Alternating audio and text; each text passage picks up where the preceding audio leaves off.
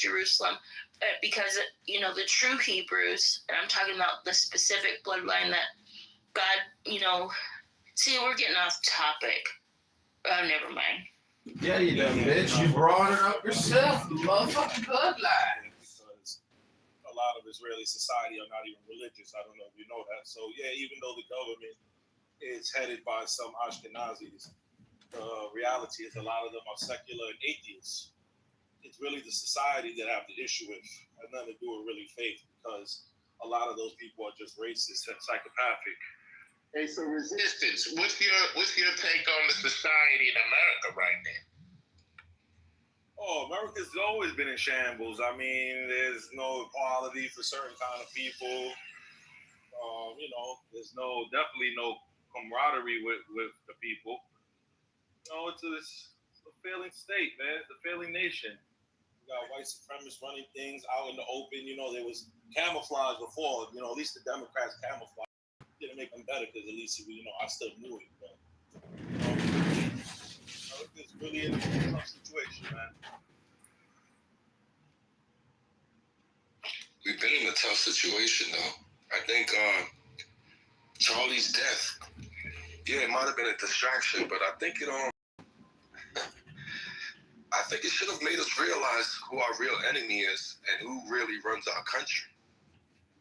I mean, if you guys haven't figured that out by now, especially after this man's death, then I think we're in some fucking trouble, for real. Well, see what that is, because I have my theory, but I want to hear yours. Who is? All right, I want to wake it up for you. So, one thing I realized, right, and this all has to do together. Every time Israel do some fuckery, America always give them the green light. Every time Israel does some fuckery, America backs them up. So I said, what the fuck does Israel have on America? They must have us on some blackmail shit. Like they gotta have Trump on some shit. I'm thinking all crazy shit. Then I said, you know what? Who the fuck run our government? Politicians, senators, House of Reps.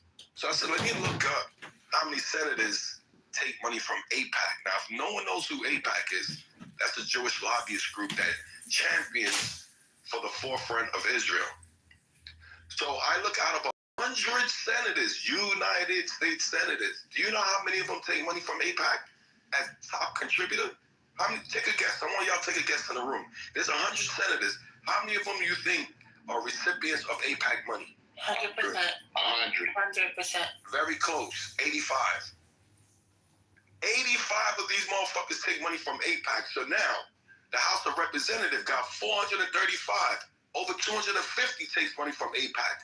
So now it makes sense. Every time fucking Israel do something, America back them, because our policymakers are fucking getting paid by these guys. It doesn't matter what you want, what I want, what the American people want.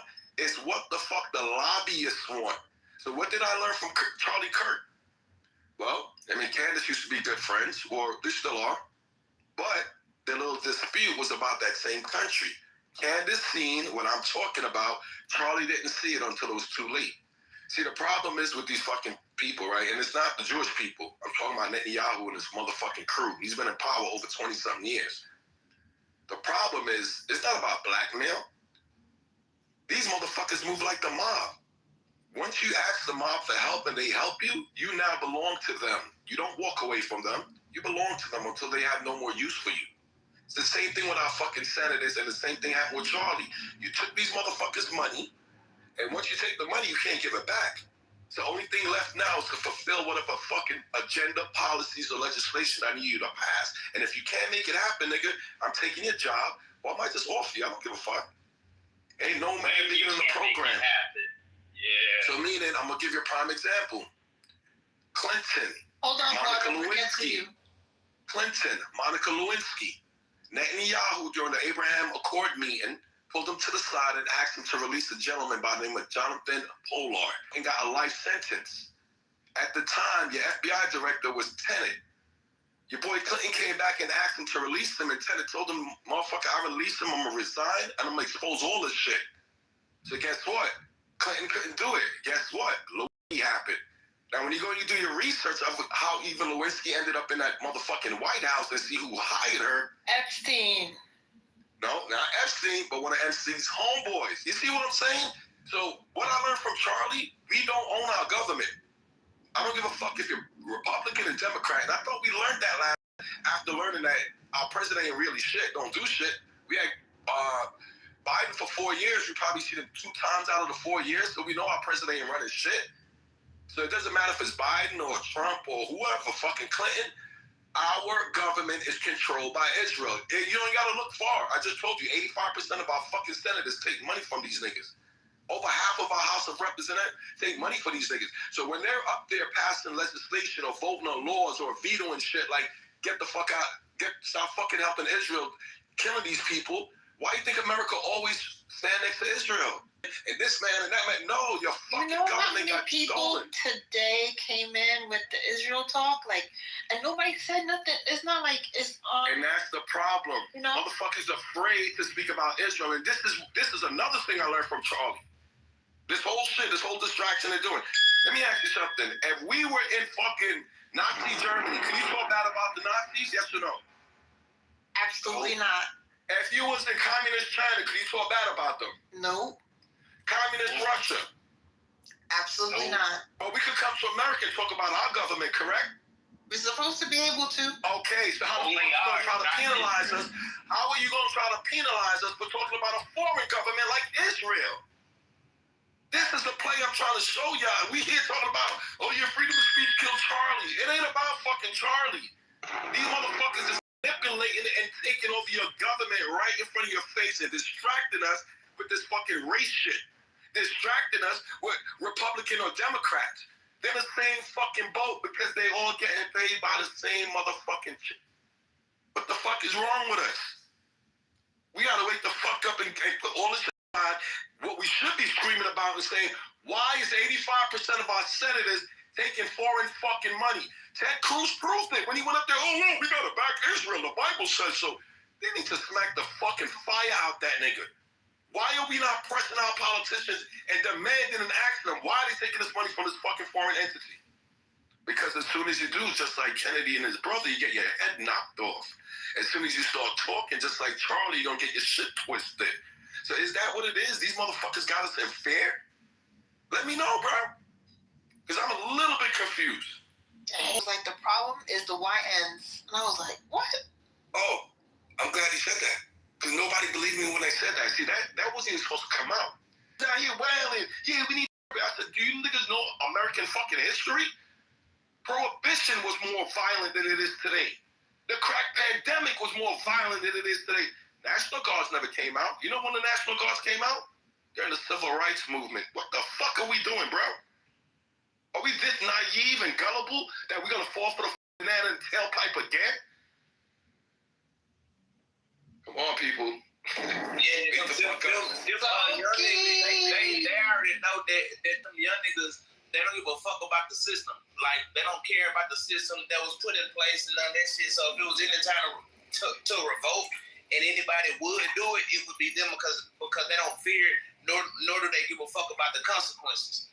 And these people know that shit. So what they do is they tend to make it seem like, even though them little niggas is hell on wheels, it's almost like getting us to go against them when they got them really the only motherfucker they gonna stand up and actually take action. Because niggas, we don't do nothing but sit around and talk about it, especially niggas in their 30s and 40s. Like, niggas ain't really trying to get out there and got kids and all type of shit. Them young niggas ain't got shit to lose, no white folk know it.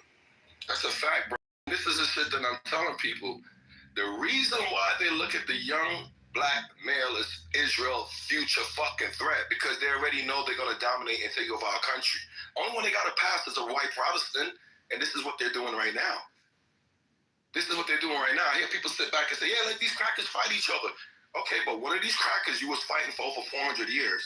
This other cracker you don't know nothing about. And if this other cracker takes over your government, because the fight that's happening is not bombs and shit being dropped.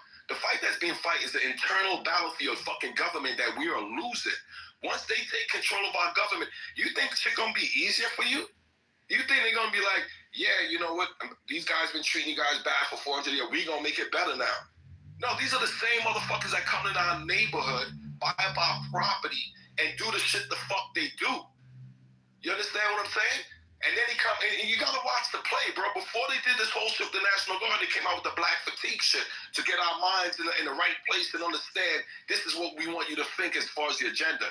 These niggas been pulling a Trojan horse game on us forever. They come under one flag with their real intentions is something else. But they're gonna sell it to you. Yeah, we need a national is acting up, right? Yeah, send them. Now they're there. Now we're gonna really implement what it is. It ain't these young niggas, it's all you niggas. Because Israel realized that we've been such a resistance against these motherfuckers so long that if they do take control, we are going to be the problem. And that's what I was telling somebody. At the end of the day, America's last stand is us niggas. Yeah, believe that shit. It's us niggas.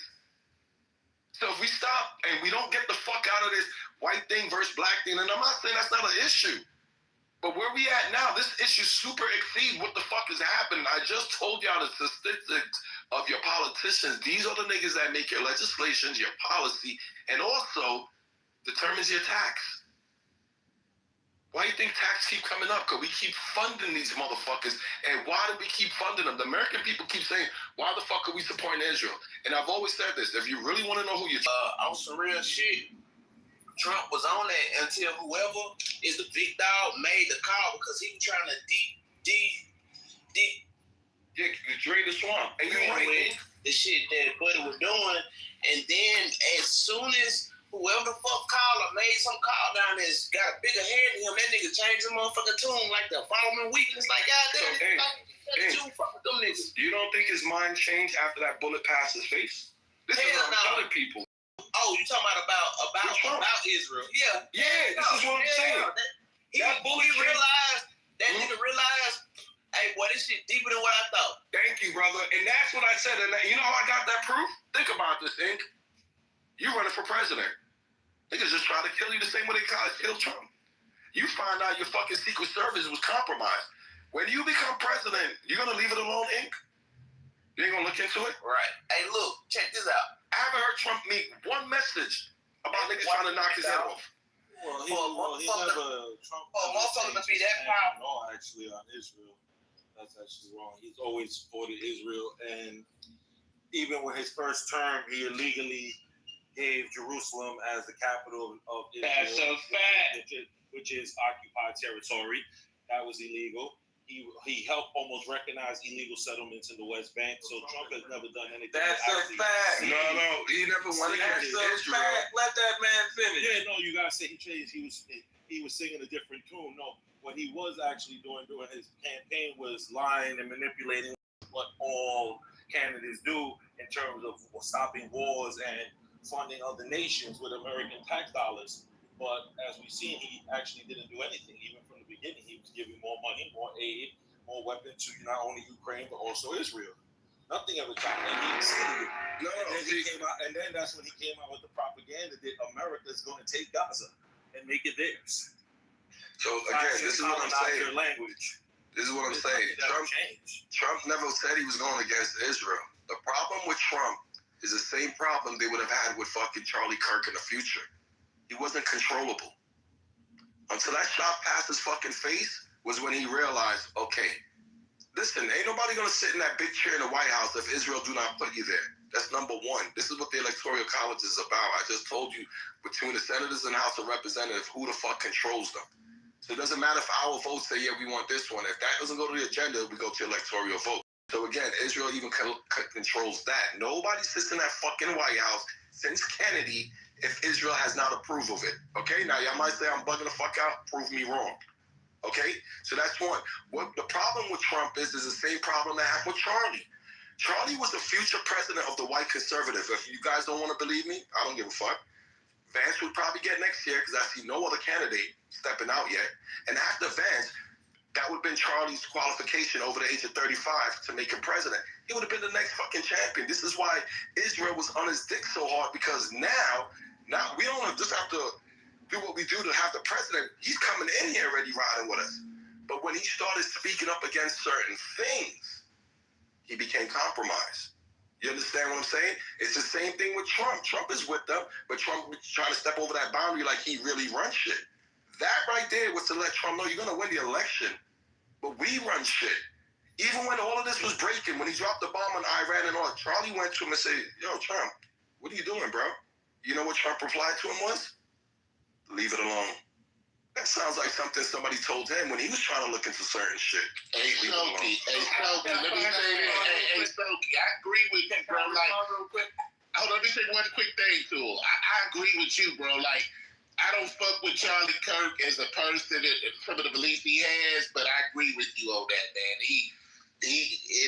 That is why he more than likely got unalived. Hey, look, check this out, y'all. Like, and I know like shit be going on, but we in the age of information today.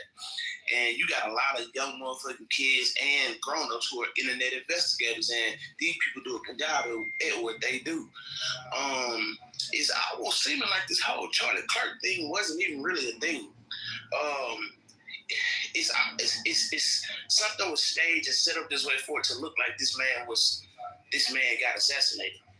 And the more and more shit that comes out on a day-to-day basis of these people dissecting these fucking videos, and even me, I build weapons. The gun that they say that man got shot with, he should not have a head. Like, you shoot fucking moose and elephant with that type of gun. So the idea that bullet went in. He just had powerful bone mass. His bone. No, there's no fucking possible way. A motherfucking 30-06. Listen, a motherfucking 30-06 put a hole in steel. You know the steel target that you shoot at. A 30-06 will put a hole in it. Yeah, that shit would have took his head out. That man was a trained hitman. Let me say this real quick, man. Because listen, I've been in the U.S. military, and you don't take a shot like that, one shot, without being trained. That man was a trained hitman. And I'm going to tell you something, what I learned about this. This man was killed by his own party, the right-wing government. And yes, by your boy Israel. That is correct. The problem, I wanted to say something back to what this brother Soki is saying, because he sounded like he developed in the house Negro syndrome for Donald Trump. Don't put no Donald Trump been with, and I don't know where you get that nonsense from. Listen, Donald Trump been with Israel since the time he shot down Qasem Soleimani in 2017. What reason did he even have to shoot that general down? He wasn't even doing nothing. Oh, he's supposed to kill some Americans 10 years ago. Huh? And you just shoot the man out the sky for no apparent reason? They almost started a regional war over that. This was in 2017, brother. I live and breathe politics. So when people come out there and make it seem like Donald Trump wasn't bought and paid for, he was bought and paid for. The first time he got out there, he was bought and paid for now. So he's going to be bought and paid for. He's bought and paid for because he's not a politician, and there was no way that he was going to become president without it. He didn't even have that type of cash. So what are you talking about, then, Goop? Hold on, brother. Let me finish. You talk for a while. Let me just get in. Well, you should learn to listen. Hold on, brother. Let me just get in for a second. Be respectful, because I didn't disrespect you while you was talking. Now, what I'm saying is, Charlie Kirk got killed by his own party. He didn't get killed by some Democrat. He didn't get killed by no left-wing nut. He got killed by his own party, the party of hitmen. This is what the right wing do. They had lots of hitmen on payroll, and they kill people at will. Charlie Kirk went against the wrong people, evidently, and Charlie Kirk got wet. That has nothing to do with us at all. Okay. Right? Now, let's keep it clear. When you talk about why Charlie Kirk died, right, and what this means for the U.S., right, people are using his death as propaganda, right? But people behind the scenes know that Israel was behind that death. But they're not going to say nothing. The same way they're not going to say nothing about what's going on in Gaza, right? It's the same thing. So Donald Trump himself is basically complicit in all of this. Okay, so he you ain't said that already. Nothing. All right, you said that already. So let me respond to what you're saying. So first of all, you're talking about I'm some coon. Nigga, you don't know me. I didn't know you learn me. Whatever you use, the word you use. No, you trying to say house, nigga, all that. Hey, hold on. Listen, Soki been in this. Soki ain't none of that, dog. You gotta listen to him, bro. He ain't said none of that. Go ahead, son. Noble. You know what it is? This is the problem that I realize, right? People listen to listen. They don't listen to comprehend and understand what they're hearing. So this brother sit here talking about Trump being sold out. The first thing I said, if you listen, nobody sits in that fucking office without Israel approval. Did you hear that, brother? I say it again. I heard you when you said that. Since Kennedy, be quiet, just listen. Since Kennedy, nobody sits in that fucking office without Israel approval. So yeah, that means everybody sells out. What the fuck are you talking about? Ain't nobody said Trump this, and that. I said what it was. Trump was not obedient. He wasn't controllable his first fucking term. So his second one, they made sure he understood who the fuck is in charge. Do you get it now, or are we still confused? Are you asking the question now? No.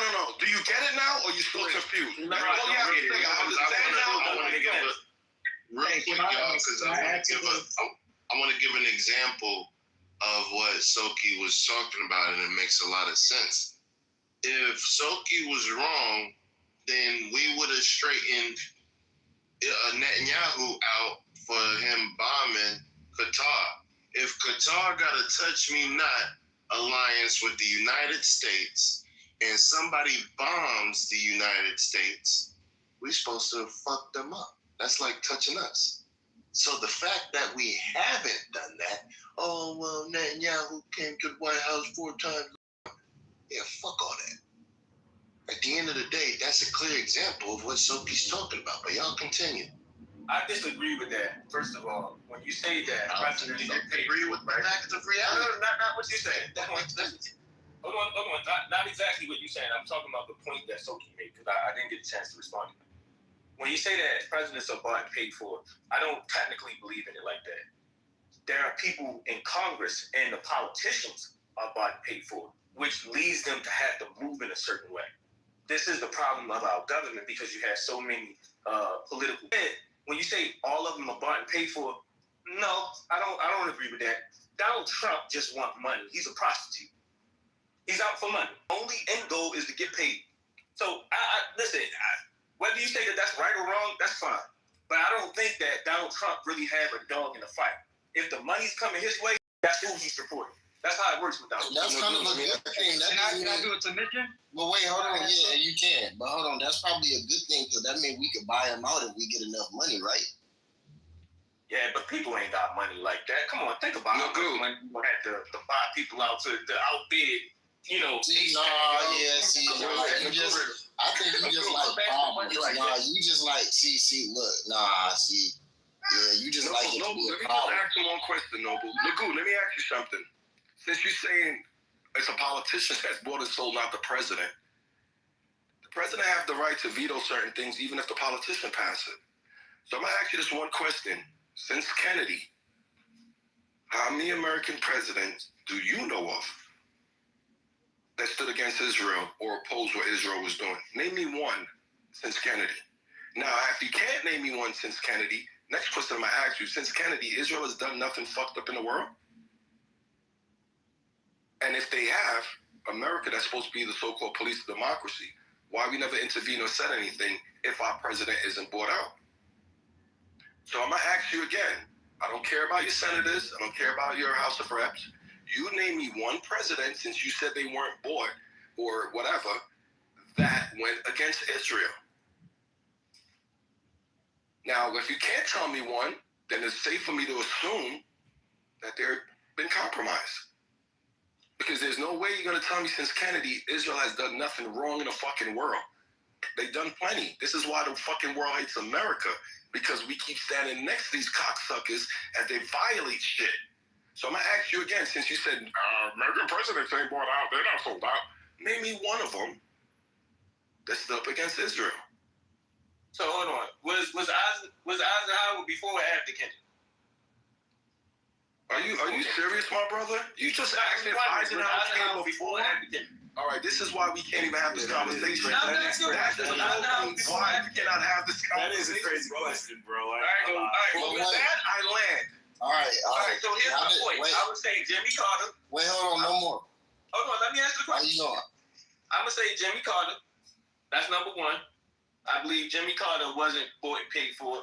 We know Obama took a little AIPAC money, but I wouldn't say Obama was bought and paid for. But Obama was definitely bought and paid for. Man, Obama was paid for.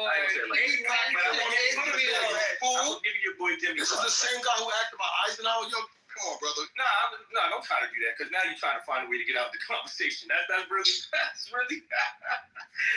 That's like one of them unintelligent maneuvers you trying to pull right now. No, that was an unintelligent question you asked when you asked about Eisenhower. I thought I was speaking to someone that actually knows American history. Before or after? Because Eisenhower was okay. Maybe it's okay to help people out, and I asked the question. I didn't say it was. No, there's nothing wrong with asking a question, but when you're up here speaking and challenging as if you know American history, see, in order to understand, hold on a second, brother, in order to understand the American government, like, why are you going? I know, but hear me out. Hear what I'm saying to you. In order for you to understand the American government, you must have to understand the American history. There's nothing new that they're doing right now. It's all regurgitated, just coming in a different time in a different envelope. It's the same shit. All right, so people get a little foggy here, but I gave you Jimmy Carter, so that was my. Okay, so even Jimmy Carter, perfect. Jimmy Carter was one of the presidents that tried to stand up, but do you see what happened when Jimmy Carter's presidency? He's known. All right, but you asked for one, and I gave you one. I'm gonna finish it, and I'm gonna show you when he challenged Israel. Remember the Iranian hostage shit? That happened because he was fucking siding with the Muslim world. This is why they did it under his watch. You understand what? They did that on Jimmy Carter's watch. Thing about, and I have to say, I look at it where you have a terrible mayor, terrible mayor, and it's been so changed. Now they want to go to Sharia law, but you're in a different country. You can't do that. Both the immigration and their suicidal energy ideas will be the death of Western Europe. If something is not done immediately, this cannot be sustained. What makes the world so beautiful is that each country is unique.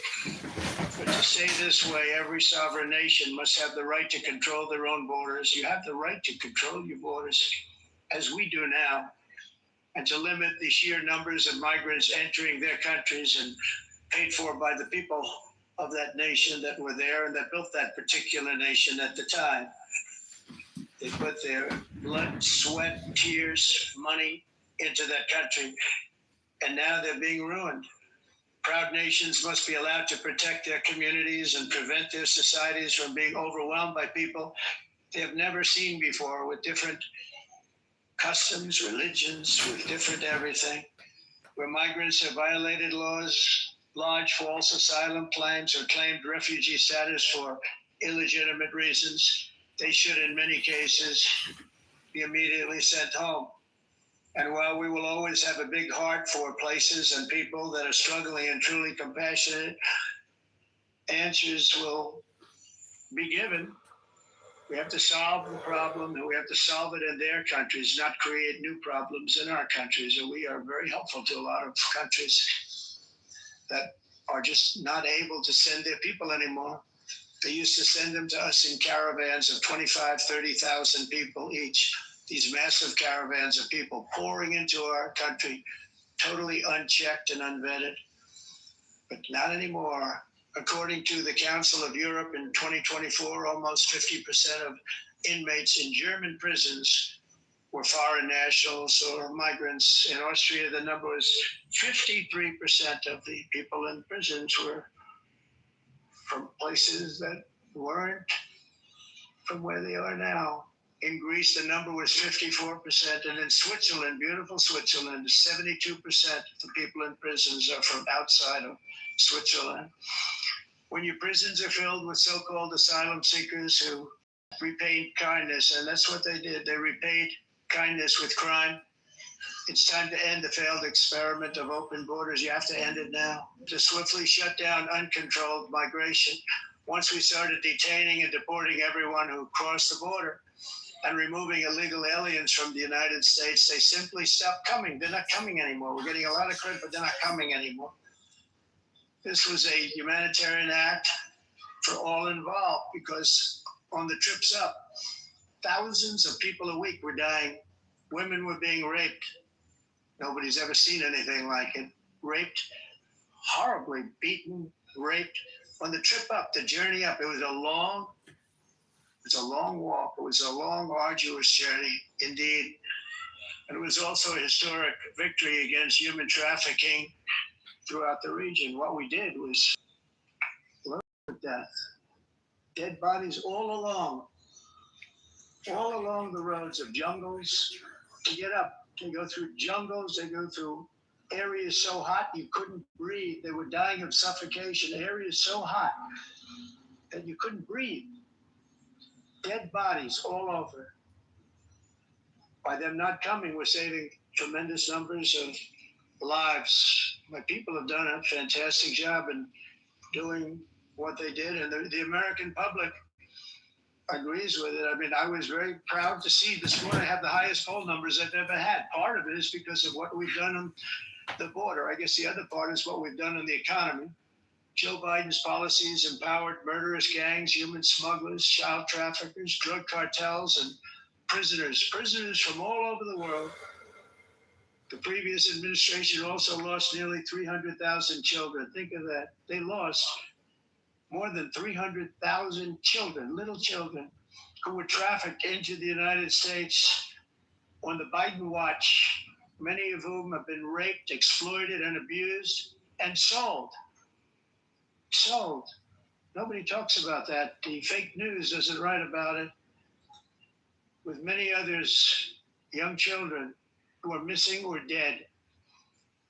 And we found a lot of these children, and we're sending them back. And we've been sending them back to their parents. They said, nobody knows who they are. They said, where do you come from? And they'll give us a country, and we'll find out, and we'll figure it out, and we'll bring them back to their homes. And the mother and father rush to the door, and their tears in their eyes. They can't believe that they're seeing their son or daughter, their little son or daughter again. We've done almost 30,000 of them so far. Any system that results in the mass trafficking of children is inherently evil. Yet that is exactly what the globalist migration agenda has done, and it's what it's all about. In America, those days, as you know, are over. The Trump administration is working, and we are continuing to work to track down the villains that are causing this problem, and also, as I said, to get back the 30,000 we've already returned. Now I think we're going to have another. We're going to find a lot. You're not going to find all of them. 300, more than 300,000. They're lost or they're dead. They're lost or they're dead because of the animals that did this. To protect our citizens, I've also designated multiple savage drug cartels as far as and you see this, and you see it happening right before your eyes. Let's put it this way, like taking big loads of drugs in boats anymore. There aren't too many boats that are traveling on the seas by Venezuela. They tend not to want to travel very quickly anymore. And we've virtually stopped drugs coming into our country by sea.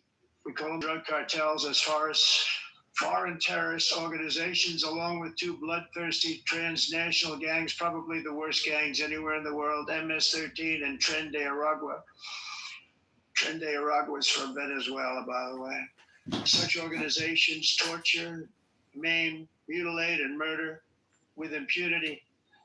They're the enemies of all humanity. For this reason, we've recently begun using the supreme power of the United States military to destroy Venezuela terrorists and trafficking networks led by Nicolas Maduro. To every terrorist thug smuggling poisonous drugs into the United States of America, please be warned that we will blow you out of existence. That's what we're doing. We have no choice. Can't let it happen. They're destroying. I believe we lost 300,000 people last year to drugs, 300,000. Fentanyl and other drugs. Each boat that we sink carries drugs that would kill more than 25,000 Americans. We will not let that happen. Energy is another area where the United States is now thriving like never before. We're getting rid of the falsely named renewables. By the way, they're a joke. They don't work. They're too expensive. They're not strong enough to fire up the plants that you need to make your country great. The wind doesn't blow. Those big windmills are so pathetic and so bad, so expensive to operate. And they have to be rebuilt all the time. They start to rust and rot. Most expensive energy ever conceived. And it's actually energy. You're supposed to make money with energy, not lose money. You lose money, the governments have to subsidize. You can't put them out without massive subsidies. And most of them were built in China, and I give China a lot of credit. They build them, but they very few wind farms. So why is it that they build them and they send them all over the world? They barely use them. You know, they use coal, they use gas, they use almost anything, but they don't like wind. But they sure as hell like selling the windmills. Europe, on the other hand, is a long way to go, with many countries being on the brink of destruction because of the green energy agenda. And I give a lot of credit to Germany. Germany was being led down a very sick path, both on immigration, by the way, and on energy. They were going green and they were going bankrupt.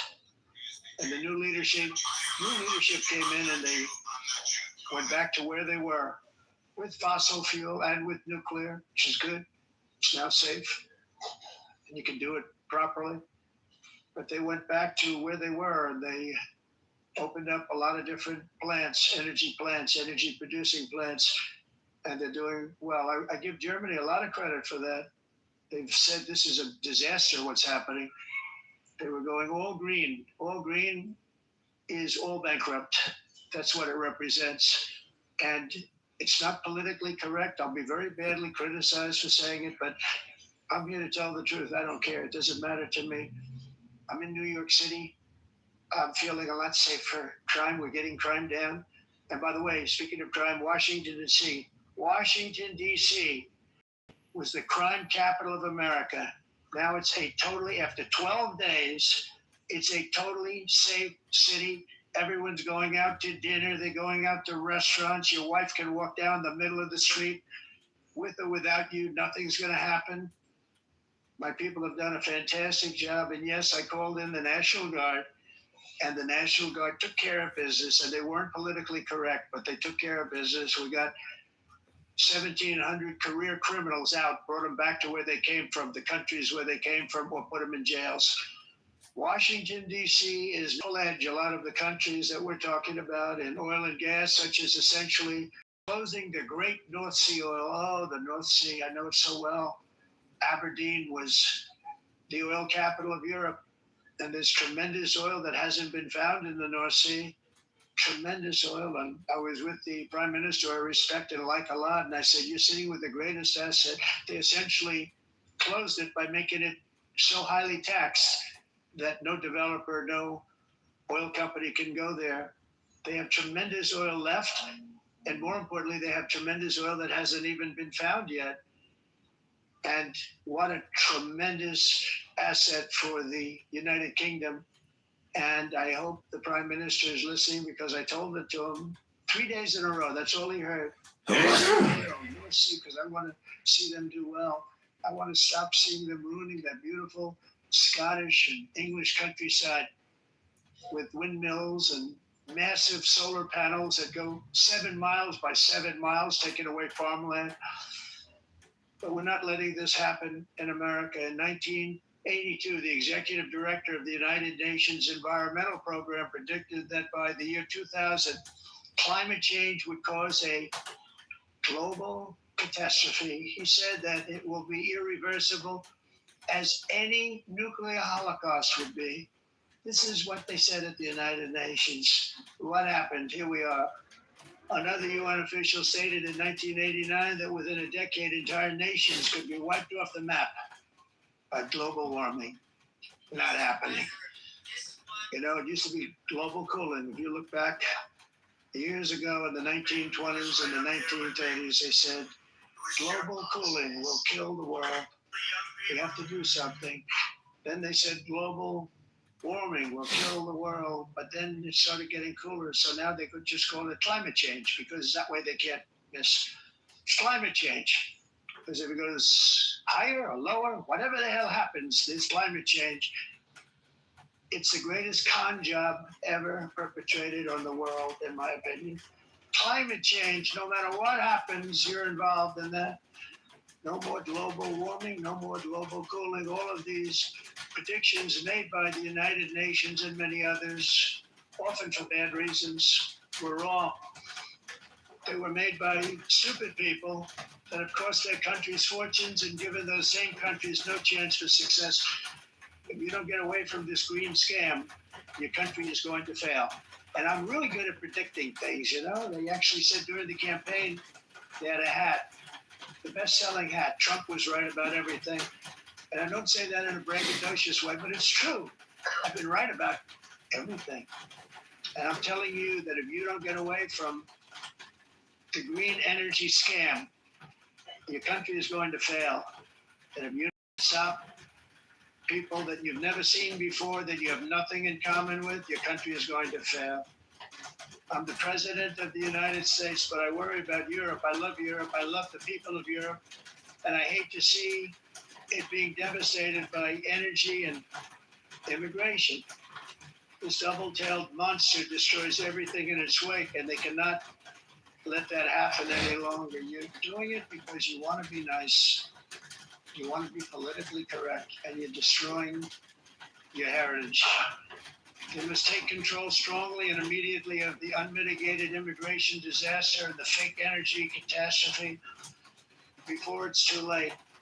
The carbon footprint is a hoax made up by people with evil intentions, and they're heading down a path of total destruction. You know, the carbon footprint was a big, big thing a few years ago. I remember hearing about the carbon footprint, and then President Obama would get into Air Force One, a massive Boeing 747, and not a new one, an old one with old engines that spew everything into the atmosphere. He talked about the carbon footprint. We must do something. Then he'd get in and he'd fly from Washington to Hawaii to play a round of golf.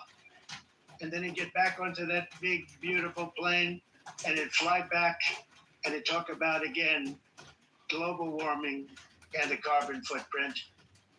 It's a con job. At extreme cost and expense, Europe reduced its own carbon footprint by 37%. Think of that. Congratulations, Europe. Great job. You cost yourself a lot of jobs, a lot of factories closed, but you reduced the carbon footprint by 37%. However, for all of that sacrifice and much more, it's been totally wiped out and then some by a global increase of 54%. Much of it coming from China and other countries that are thriving around China, which now produces more CO2 than all the other developed nations in the world. So all of these countries are working so hard on the carbon footprint, which is nonsense, by the way. It's nonsense.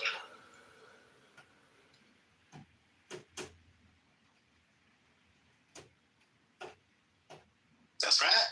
Everything should stop. No more cows. We don't want cows anymore. I guess they want to kill all the cows. They want to do things that are just unbelievable. And you have it too.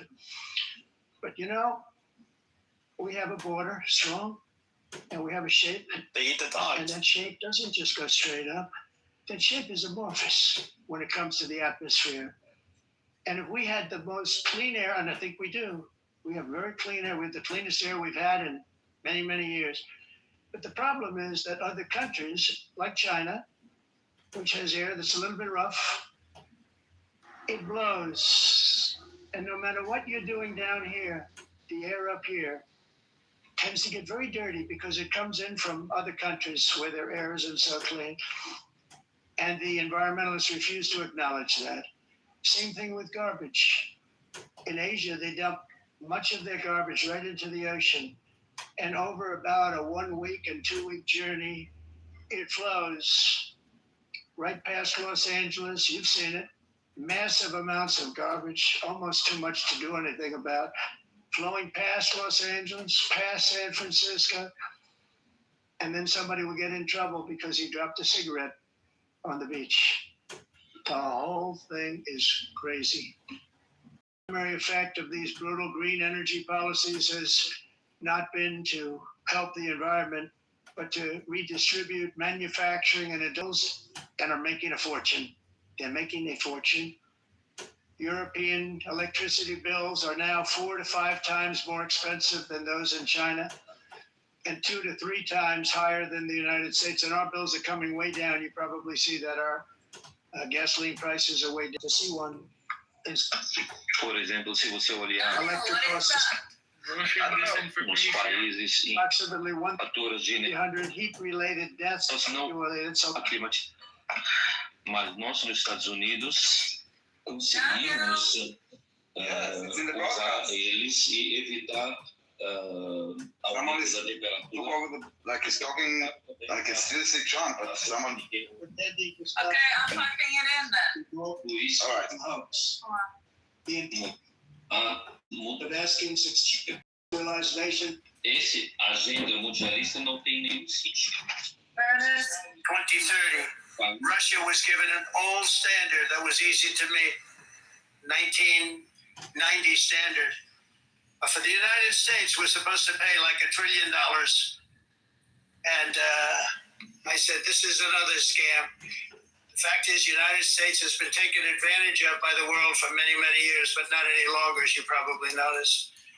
I unleashed massive energy production and signed historic executive orders to hunt for oil, but we don't have to do much hunting because we have the most oil of any nation anywhere, oil and gas in the world. And if you add coal, we have the most of any nation in the world. Clean, I call it clean, beautiful coal. You can do things today with coal that you couldn't have done 10 years ago, 15 years. So I have a little standing order in the White House. Never use the word coal, only use the words clean, beautiful coal. Sounds much better, doesn't it? But we stand ready to provide any country with abundant, affordable energy supplies if you need them, when most of you do. We're proudly exporting energy all over the world. We're now the largest exporter. In the United States, we want trade and robust commerce with all nations, everybody. We want to help nations. We're going to help nations. But it must also be fair and reciprocal. The challenge with trade is much the same with climate. The countries that followed the rules, all their factories have been plundered. It's really sad to watch. They've been broken. They've been broken by countries that broke the rules. That's why the United States is now applying tariffs to other countries, and much as these tariffs were for many years applied to us, uncontrollably applied to us.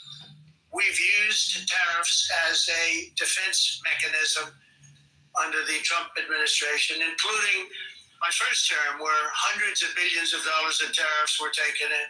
And by the way, we had the lowest inflation, and now we have very low inflation. The only thing different is that we have hundreds of billions of dollars flowing into our country. But this is how we will ensure that the system works for everyone and is sustainable into the future. We're also using tariffs to defend our sovereignty and security throughout the world, including against nations that have taken advantage of former U.S. administrations for decades, including the most corrupt, incompetent administration in history, the sleepy Joe Biden administration. Brazil now faces major tariffs in response to its unprecedented efforts to interfere in the rights and freedoms of our American citizens and others, with censorship, repression, weaponization, judicial corruption, and targeting of political critics in the United States. I have a little problem saying this because I must tell you, I was walking in and the leader of Brazil was walking out. We saw him and I saw him, he saw me, and we embraced. And then I'm saying, can you believe I'm going to be saying this in just 2 minutes? But we actually agreed that we would meet next week. We didn't have much time to talk, like about 20 seconds. They were in retrospect, I'm glad I waited because this thing didn't work out too well. But we did talk. We had a good talk, and we agreed to meet next week, if that's of interest. But he seemed like a very nice man, actually. He liked me, I liked him. But if you, and I only do business with people I like. When I don't like them, I don't like them. But we had, at least for about 39 seconds, we will continue to do. They can only do well when they're working with us. Without us, they will fail, just as others have failed. It's true. Next year, the United States will celebrate the 250th anniversary of our glorious independence, a testament to enduring power and American freedom and spirit. We will also be proudly hosting the 2026 FIFA World Cup, and shortly thereafter the 2028 Olympics, which is going to be very exciting. I hope you all come. I hope that countless people from all over the globe will take part of these will be great celebrations of liberty and human achievement, and that together we all can rejoice in the miracles of history that began in July 4th, 1776, when we founded the light to all nations. And it's something really that is an amazing thing came out of that date. It's called the United States of America. In honor of this momentous anniversary, I hope that all countries who find inspiration in our example will join us in renewing our commitment, values, and those values really that we hold so dear together.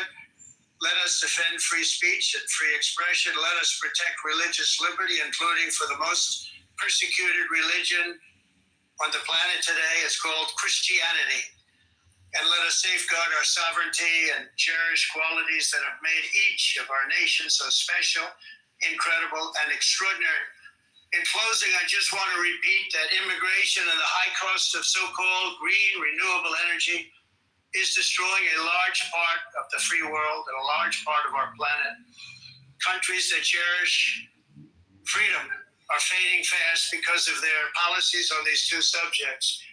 You need strong borders and traditional energy sources if you are going to be great again. Whether you have come from north or south, east or west, near or far, every leader in this beautiful hall today represents a rich culture, a noble history, and a proud heritage that makes each nation majestic and unique, unlike anything else in human history or any other place on the face of the earth. From London to Lima, from Rome to Athens, from Paris to Seoul, from Cairo to Tokyo and Amsterdam to right here in New York City, we stand on the shoulders of the leaders and legends, generals and giants, heroes and titans who won and built our beloved nations, all of our nations, with their own courage, strength, spirit, and skill. Our ancestors climbed mountains, conquered oceans, crossed deserts, and trekked over wide open plains. They charged into thunderous battles, plunged into grave dangers, and they were soldiers and farmers and workers and warriors and explorers and patriots. They built towns into cities, tribes into kingdoms, ideas into industries, and small islands into mighty empires. We were part of all of that. They were champions for their people who never gave up and who never, ever gave in. Their values defined our national identities. Their visions forged our magnificent destiny. Everybody in this room is a part of it in your own way. Each of us inherits the deeds and the myths, the triumphs, the legacies of our own heroes and founders who so bravely showed us the way. Our ancestors gave everything for homelands that they defended with pride, with sweat, with blood, with life, and with death. Now the righteous task of protecting the nations that they built belongs to each and every one of us. So together let us uphold our sacred duty to our people and to our citizens. Let us protect their borders, ensure their safety, preserve their cultures, treasure, and traditions, and fight for their precious dreams and their cherished freedoms. And in friendship and really a beautiful vision, let us all work together to build a bright, beautiful planet, a planet that we all share, a planet of peace and a world that is richer, better, and more beautiful than ever before. That can happen. It will happen. It will happen, and I hope it can happen and start right now, right at this moment. We'll turn it around. We're going to make our countries better, safer, more beautiful. We're going to take care of our people. Thank you very much. It's been an honor. God bless the nations of the world. Thank you very much. Bye.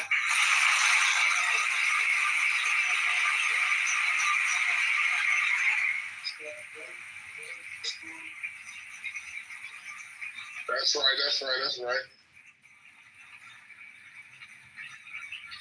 On behalf of the Assembly, I wish to thank the President of the United States.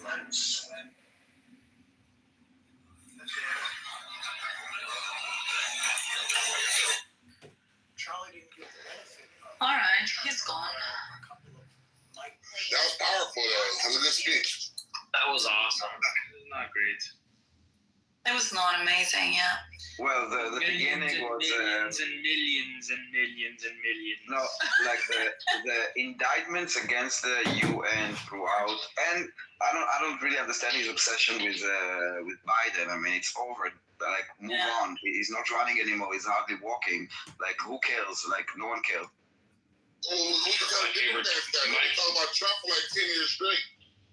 My favorite part was the part in Portuguese. But I think he's pissed off. Brandon was a part of Trump's campaign. I think he's pissed off about the UN because they decided to move their headquarters out of New York and into Kenya. No. You're kind of wrong on that. You're kind of right. You're kind of wrong. They're not moving the headquarters for the UN to Kenya. They're moving like a women's branch to Kenya. It's like women's rights or some shit. A part of the branches to Kenya, but the UN's the same right there in New York. I'd like to say that I thought it was brilliant, perfect. I mean, he's not going to magically become John Kennedy overnight, but that was Trump at an 11. That was Trump plus content and performance. I give him full props. I don't like everything he says. I'm wrong. It literally says in landmark decision that could redefine Africa's role in global diplomacy, the United Nations has announced that UN Women, UNICEF, and let me finish, and the United Nations Populations Fund will relocate their global headquarters from New York City to Nairobi, Kenya. You're proving my point. Let me finish. Damn. I already read that before. You proved my point. Yeah. Be a little slower, please. Sentence. So he also mentioned the misuse of funds that United Nations was using and appropriating. And I just said that the relocation of the United Nations fund will be in Kenya. So that's why I just told you that. All right, you got it, bro. I just told you that the UN itself is going to keep reading, sure. Keep reading the article and learning about it and then telling us. That's what I'm saying, though. I've already read that like weeks ago. That's not new news. Yeah, like, they're moving the whole United Nations to Kenya, which they're not. They're moving certain departments to Kenya, but not the whole overall United Nations. That's what she's not comprehending what she's reading. Yeah, and Daniel, the reason why he keeps bringing up Biden is because Biden represents the pinnacle of progressivism, and he knows that, and he knows that the United Nations also embraces that. And so it's a dig at both, not so much a dig at Biden as a dig at the progressive leftist elements in the UN. Obama. Like, look, that was your guy, and he screwed everything up, and I'm calling him a loser. Well, I take very much. Yeah, I understand. I mean, so he could have said, like, I don't know, woke, progressive, Islamist, whatever he wants to say, but to call, like, I think he's kind of minimizing it when he says Biden because, that's a person. Sleepy Joe. It's like, I don't know, it was a bit. You're right. It's not graceful. It's not presidential. Yes, you are correct. But we can't change Trump. Sure, if he had dialed it back 5% in 2020, he would have won. But he can't contain himself. No, so what I say is that for a Trump, that's as good as you're going to ever get. No, I'm not talking about the style. I'm talking about like the timing. Like it's in the past. Like yes, he used to do all this Sleepy Joe bullshit, but like the campaign is over. But it's not running anymore. Like who are you fighting? It's that's a bit weird. But that's not the point of the speech. I guess it was more about how America is great and how they are powerful and how all this the environmentalists kind of infected countries, or the way that he kind of phrased it, and the UN. that the UN is basically a useless body.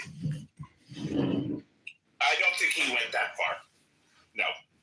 I don't believe he denounced the UN as a useless body. I don't. That's political negotiations to stop wars. The UN didn't even give him a call or to try to help.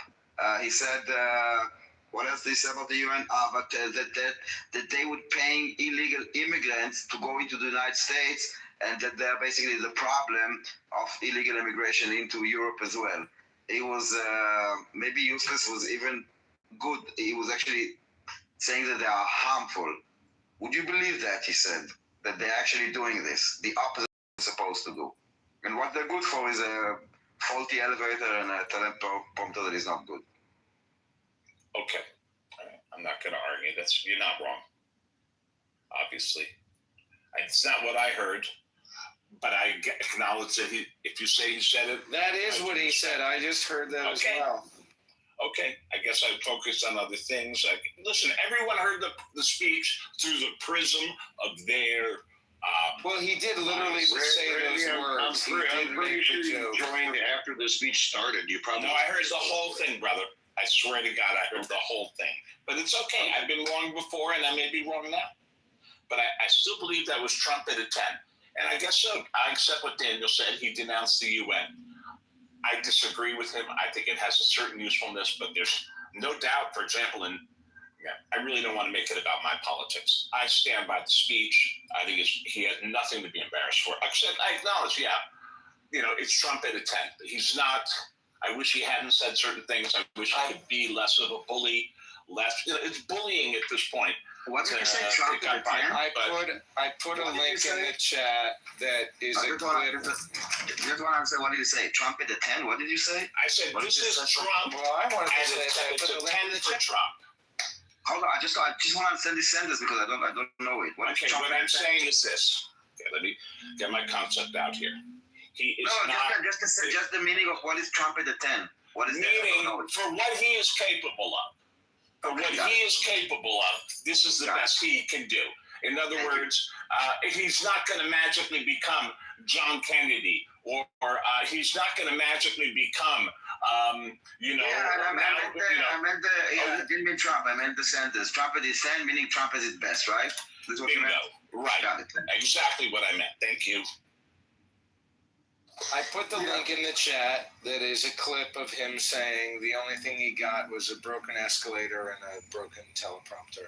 I accept it. Yes, it's ringing a bell now. I really did hear the whole thing. Yeah, and I think this discussion about what is or is not presidential, I think the Democrats blew that away a long time ago. So any critiques of him... What do you refer to? Because I give them credit. They have a very inclusive message. They're less... I have to acknowledge that Trump is more divisive. I mean, even if I like Trump, he is more divisive. He says things. He called Rosie O'Donnell a dog or a pig. I mean, what did the Democrats do that blew that credibility away?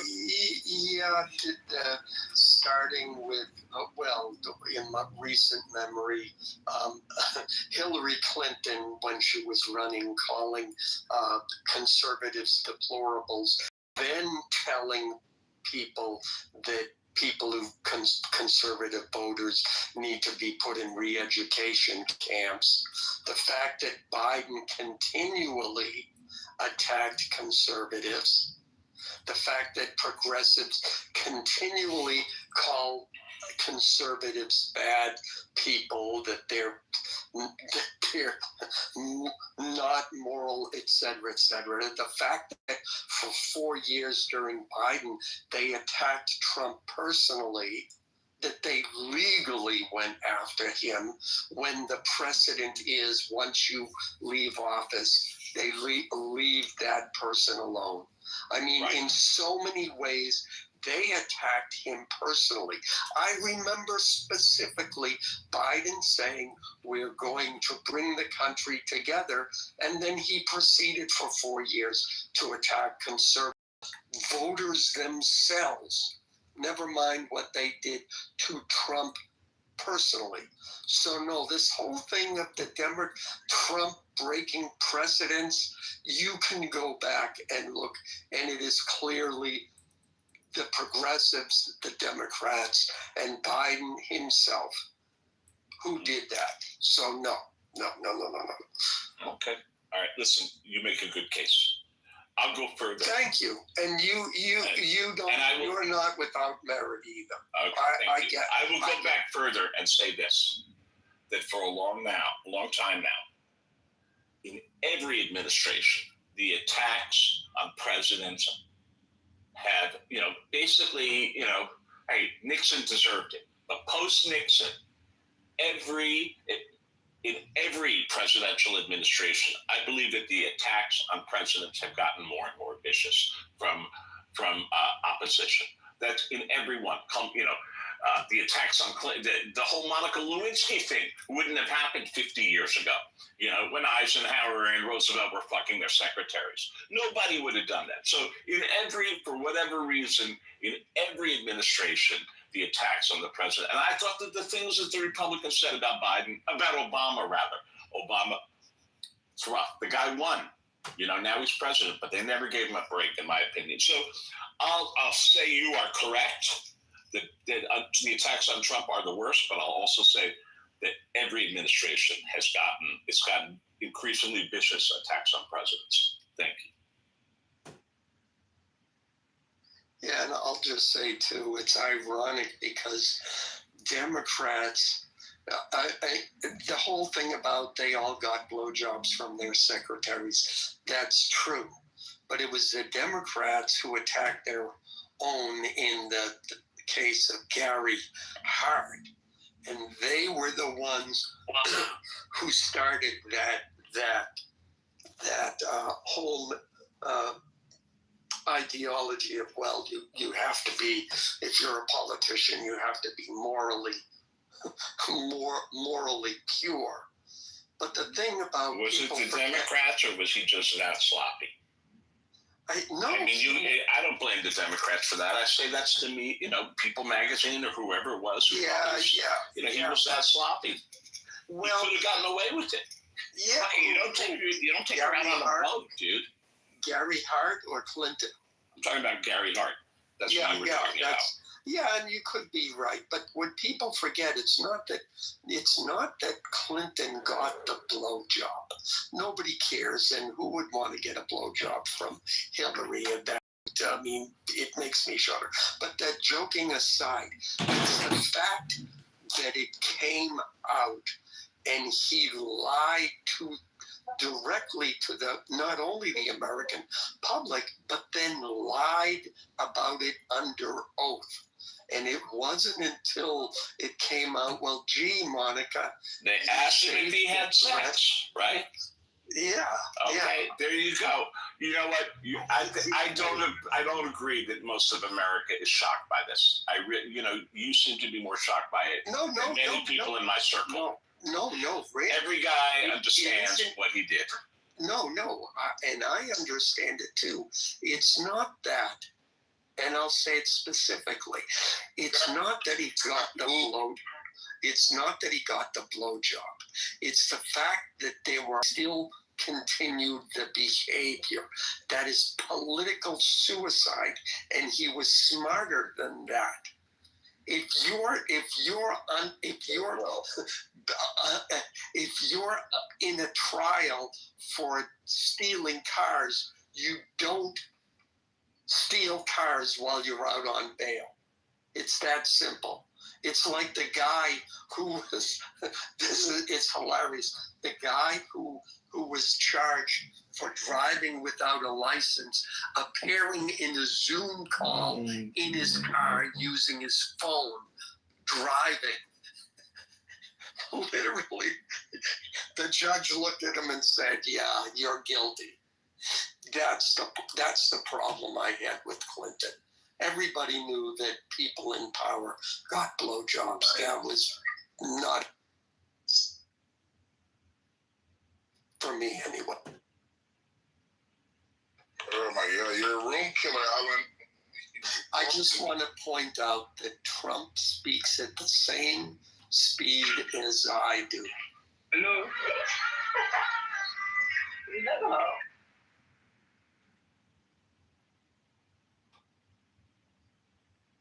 Talk to me. It's David. No, what's he doing?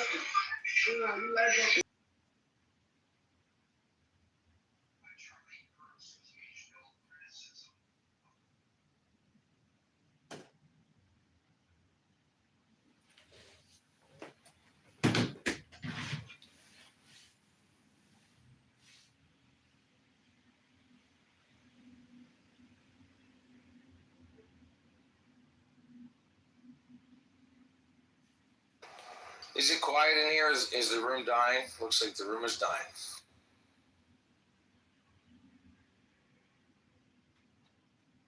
I blame Trump. No, I was reading something. I saw like a news, but I wanted to fact check it first, so I'm still fact checking it. No, just say it with reckless abandon. French consulate in East Jerusalem for working with the FLP and Hamas, and I'm looking for official statement from the French government to see if there's any mention of an investigation. So I'm still checking if it's true or not. Well, the last thing I heard is that France is like heavily pro-Palestinian, or that could have been BS too.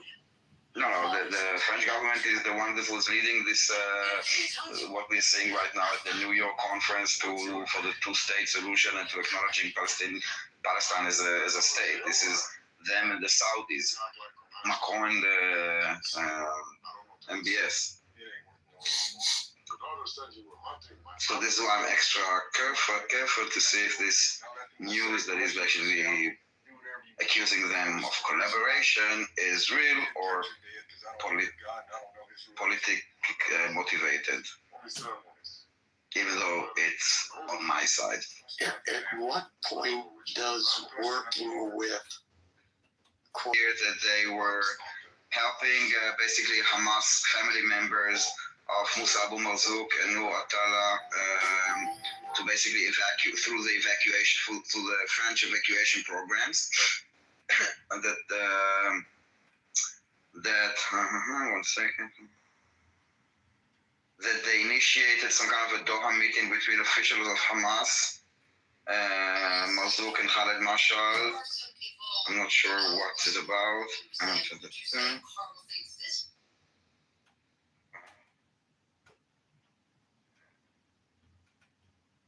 They created some kind of a program in the consulate with the PFLP, which is a terrorist organization. Something called the Al Bustan Center.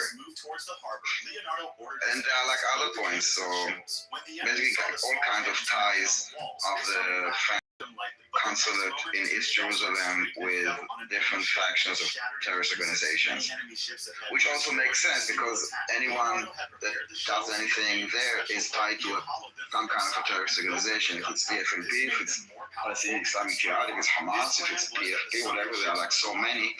But we should not talk about it because they're a sovereign state now. They were celebrating and congratulating each other. But Leonardo still had a strange fear in his mind. He saw that the enemy was not trying to extinguish his burning ships. He was letting them burn so that smoke spreads all around and everyone's attention is diverted. But before anyone could understand anything, all the ships were engulfed in flames. Leonardo immediately understood the center also, this center that was created also was a support system for families of so-called martyrs. Basically, this is part of Hamas's reward for terrorism under European taxpayer money. And told them that they had been trapped in this trap of the enemies. He immediately changed the target of his cannon, but by then it was too late. The enemy ships had reached inside the fort, and they too had started firing their cannons. The cannon fire started breaking the walls of the fort. Everything started getting destroyed. Although Leonardo's cannons were also hitting far and right on target, the enemy fleet was very large. It was difficult for Leonardo alone to stop it. The enemy's cannons were firing continuously and very fast. When Leonardo looked through the telescope, he was shocked. Actually, the cannons that the enemy was using were the same design that he had made earlier to protect his soldiers. Now the question was, how did the enemy get this idea? And who made these weapons for them? All the soldiers were ready to take up the front inside this is the UN discussion about the two-state solution, because Trump at least didn't even mention it in a word. Leonardo's soldiers were fighting bravely, but the enemy had more powerful weapons. There were some machines that were not only firing bullets, but also spitting fire. Leonardo immediately recognized them. These were the same machines whose idea he had once given to a king. As soon as the machine reached their hiding place, Leonardo immediately ordered, "Put all the wine barrels behind." You guys are gaining quite the audience. You have more audience members than speakers. As soon as the deadly machine fired shells to the door, the barrels full of wine burst, and there was a terrible explosion, due to which the enemy machine was completely destroyed. When Leonardo came out and looked, the fight had stopped. You guys see the video last night of Macron? He's trying to get to the UN World Headquarters, which is hard to get to, but he is blocked off by some sort of convoy, and he realizes it's Trump. So he calls Trump and he's like, "Hey, I'm trying to get to the UN. Can you let us in?" And Trump's like, "Walk." And there's a video of Macron walking. He has to get with all these people around him.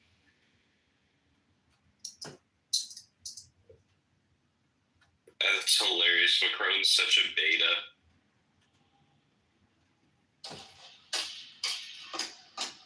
It's a nearly 100 his wife is a woman.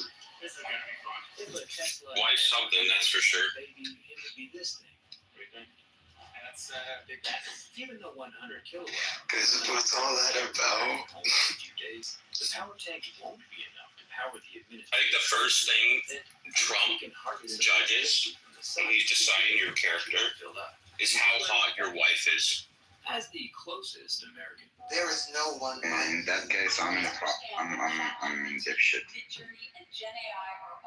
Yeah, you're fucked, Daniel. You never be friends with Trump.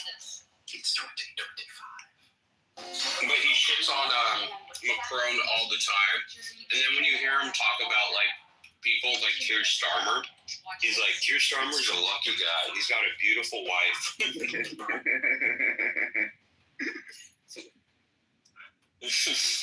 So he hates Macron because of his wife? It doesn't help. It doesn't help, that's for sure.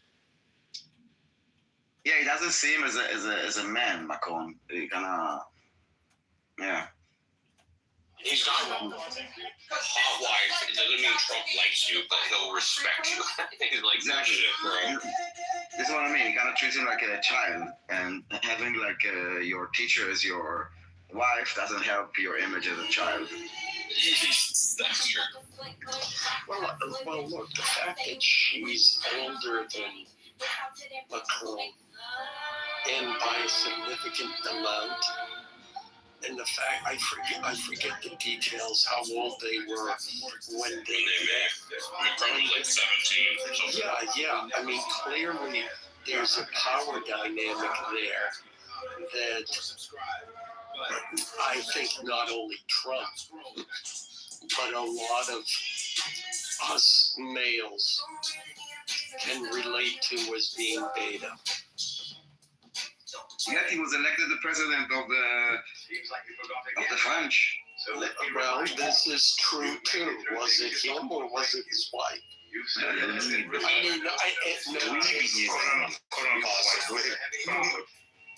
I mean, I can say that giving credit to Macron himself,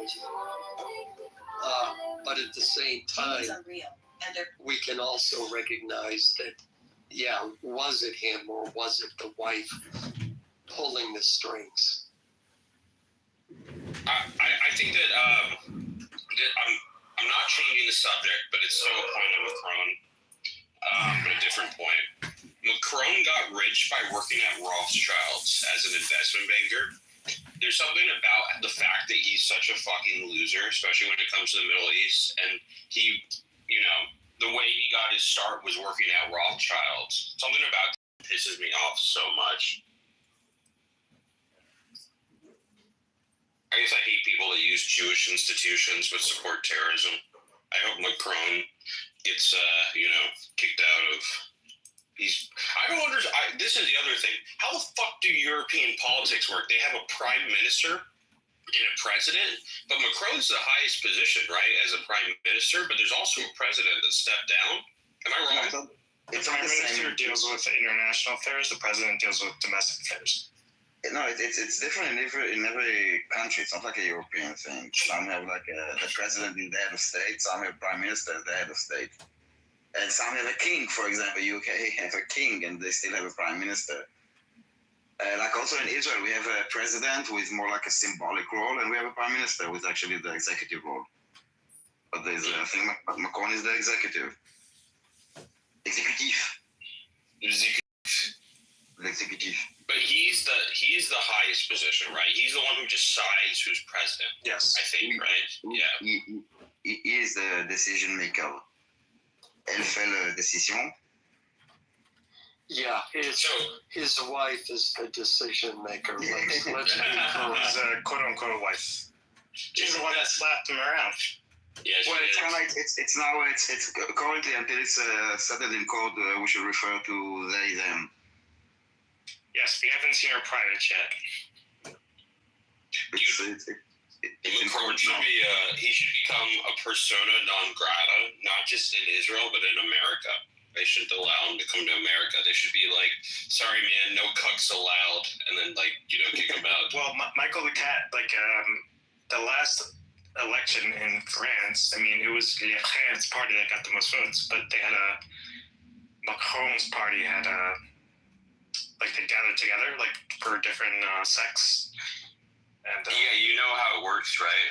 Yeah, it's like coalitions. Yeah, it's like the right gets like 35% of the vote, the left gets 30% of the vote, or something like that, and Macron's party is in the middle with like 20% of the vote. So both sides have to be incentivized. Essentially, Macron gets to choose, right? His party gets to choose who gets power.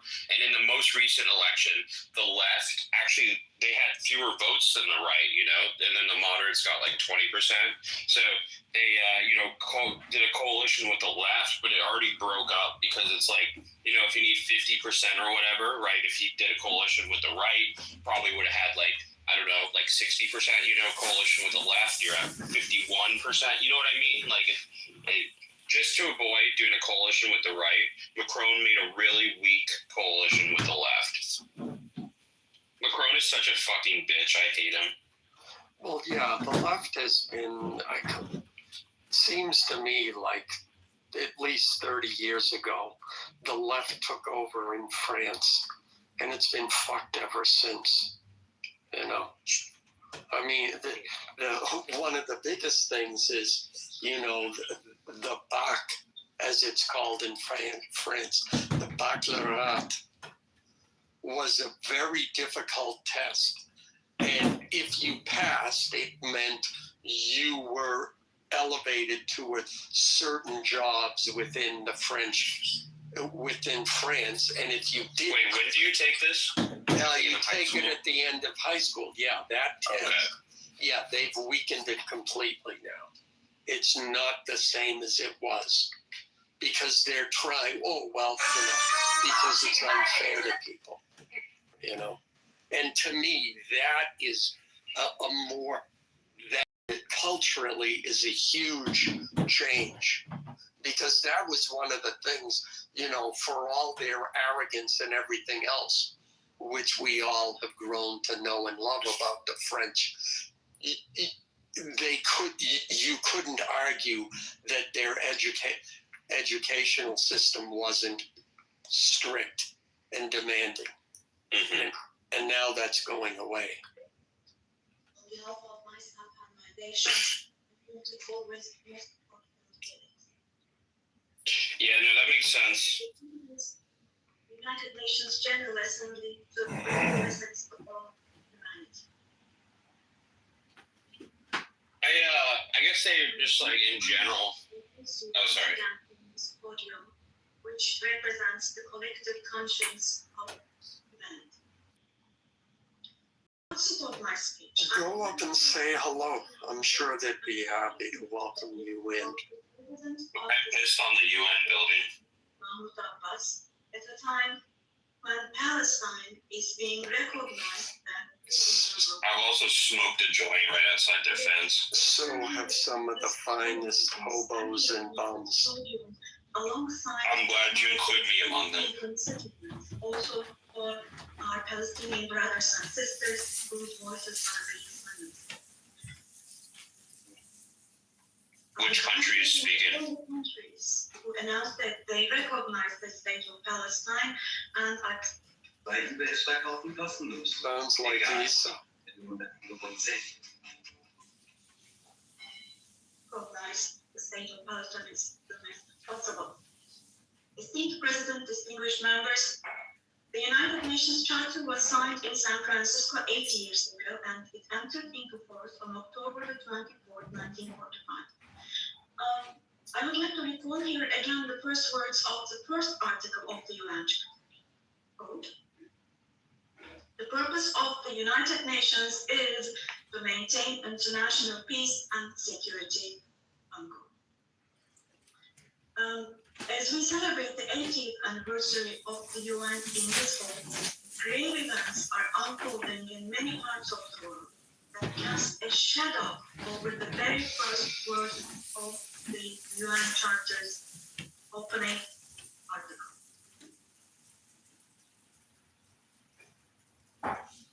Particularly in Gaza, right before our very eyes, genocide has been going on for over 700 days now. Even as we gather here, as we speak now, What country is this? massacring civilians in Gaza. Daniel, what country is speaking? Ah, you listening? Oh, I forgot. It's Turkey. I forgot that I'm. Of course, it's Turkey. Erdogan. Are still trapped under the rubble. Oh, he's speaking, and this is a translator? Yes. Thousands of those who died were I don't speak Turkish. for the last 23 months. Religious cheers. Have been murdered I've decided I like Turkish people more than Armenians. every hour.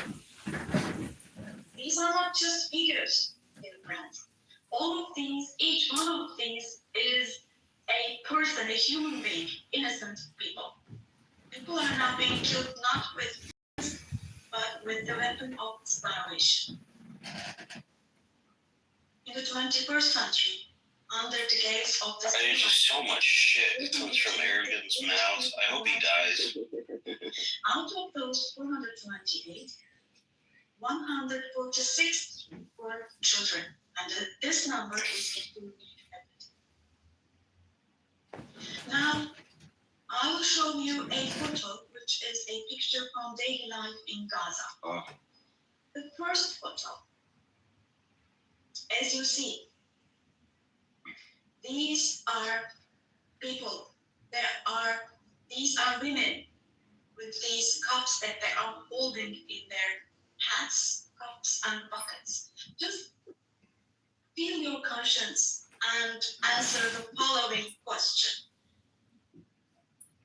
Can we possibly have a reasonable reason for this brutality in 2025?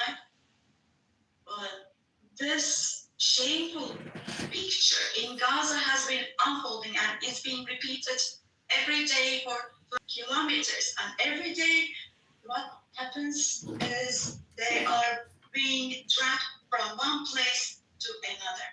The healthcare infrastructure of Gaza is completely collapsed. Doctors have been killed or they have disappeared. They just say the same thing over and over again. It's just like, it's just crazy. Not possible. Surgery is not possible. How many times? With my heart bleeding here, I'm telling you. Hopefully he has a heart attack. Bleeding for a heart attack. Just 2 or 3 years ago. He knows this. He knows, yeah. See, it's perfect. In Palestine, they all marry their first cousins so they can blame it on the I've Jews. actually shown now a picture. They show a picture now of one of those sick children. It's somebody with muscular dystrophy.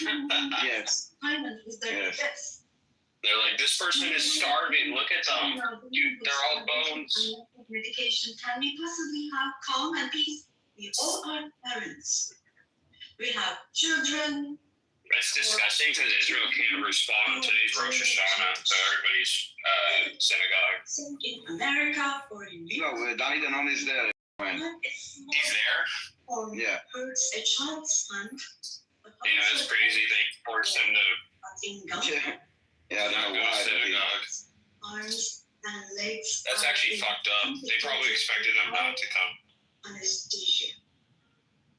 He's gonna be like, I stand here by myself because everybody else is in temple, but you fuckers wanted this today. To recognize, to make it a celebration of the Palestinian narrative. It's just so retarded how they do it. Like, all of this is happening before our very eyes. Our very eyes. They're all with the same text. yeah, they just say the same thing over and over again. Live. People are so sick of it, by the way. Nobody talks about this shit anymore, I feel like. It's like it's boring. Deliberately killed 250 journalists. Ain't a journalist again. Working in the Ooh, 250 journalists. Wow. I wonder how many of them were Hamas. That doesn't matter to them, though. No. They closed all the entrance into Gaza, but they still have not been able to cover up the genocide. I wholeheartedly support Remember how he got mad because they called the Armenian genocide a genocide?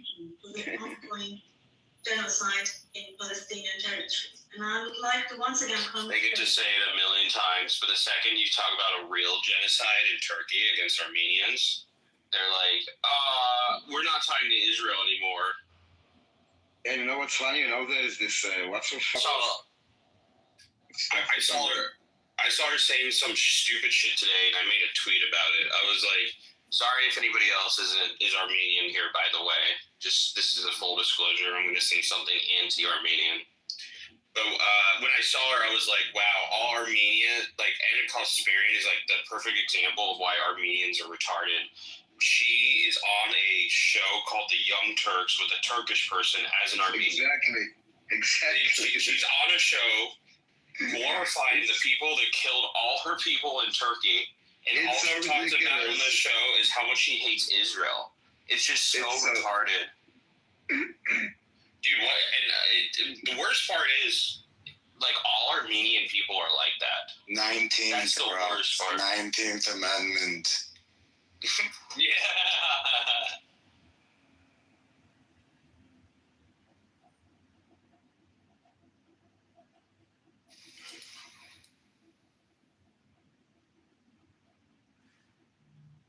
Sorry, I didn't make women different from men.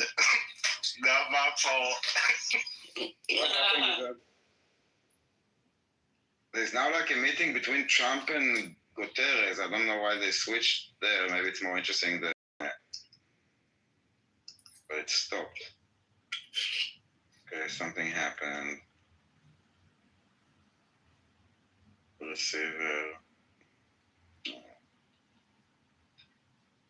From a different source.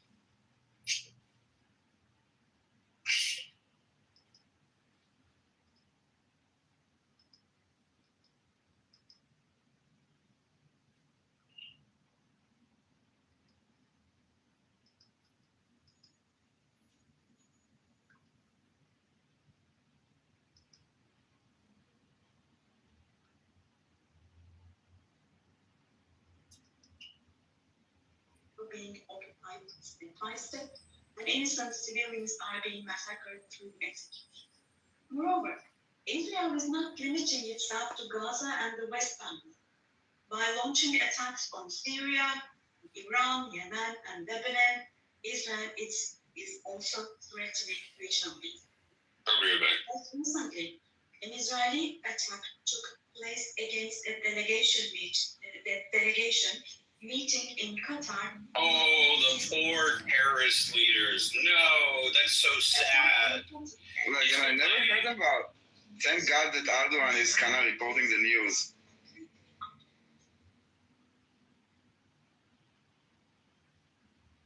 Netanyahu is not obviously interested in forging peace or releasing the hostages.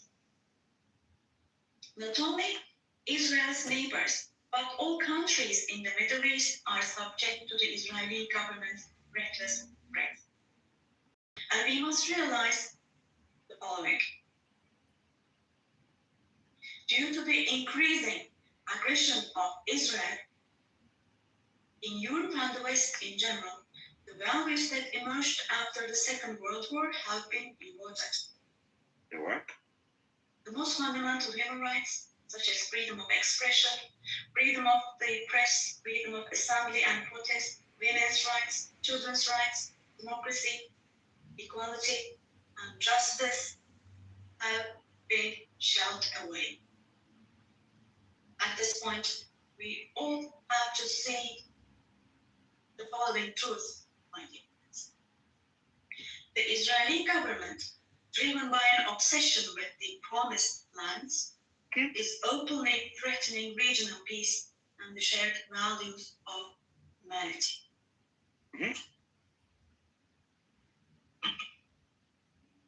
Three celestial religions, a common inherited holy place, Al-Quds, is holy for all three religions. This madness disturbs conscientious Jews. It fuels anti-Semitism around the world. We cannot continue with this madness anymore.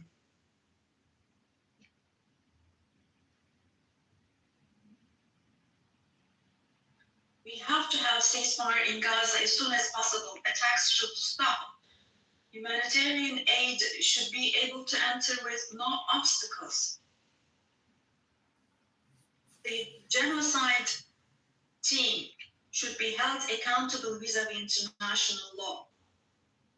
And God willing, this will definitely happen. Vis-a-vis the barbarity taking place in Gaza. Everyone who is keeping silent is accomplice to this barbarity. From here, I would like to call on all the heads of state and government. Today is the day. Today is the day to stand firm alongside the oppressed Palestinians and alongside humanity.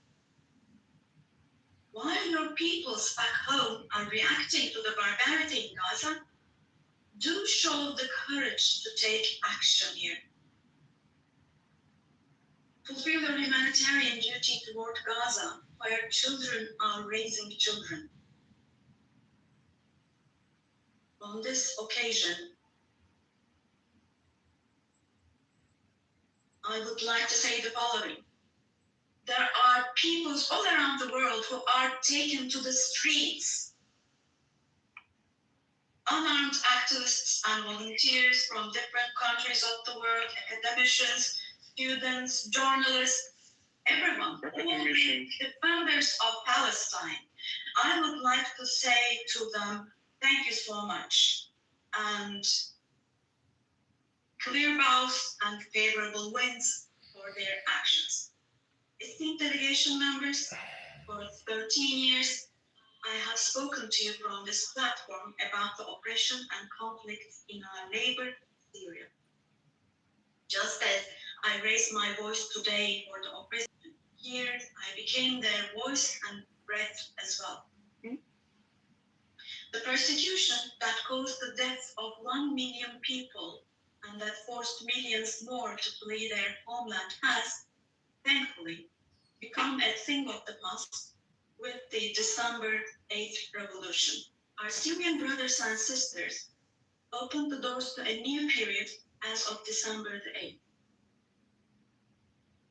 I believe that the people of Syria who fought against a bloodthirsty regime will also be able to carry the victory they achieved at great cost to its rightful place, God willing.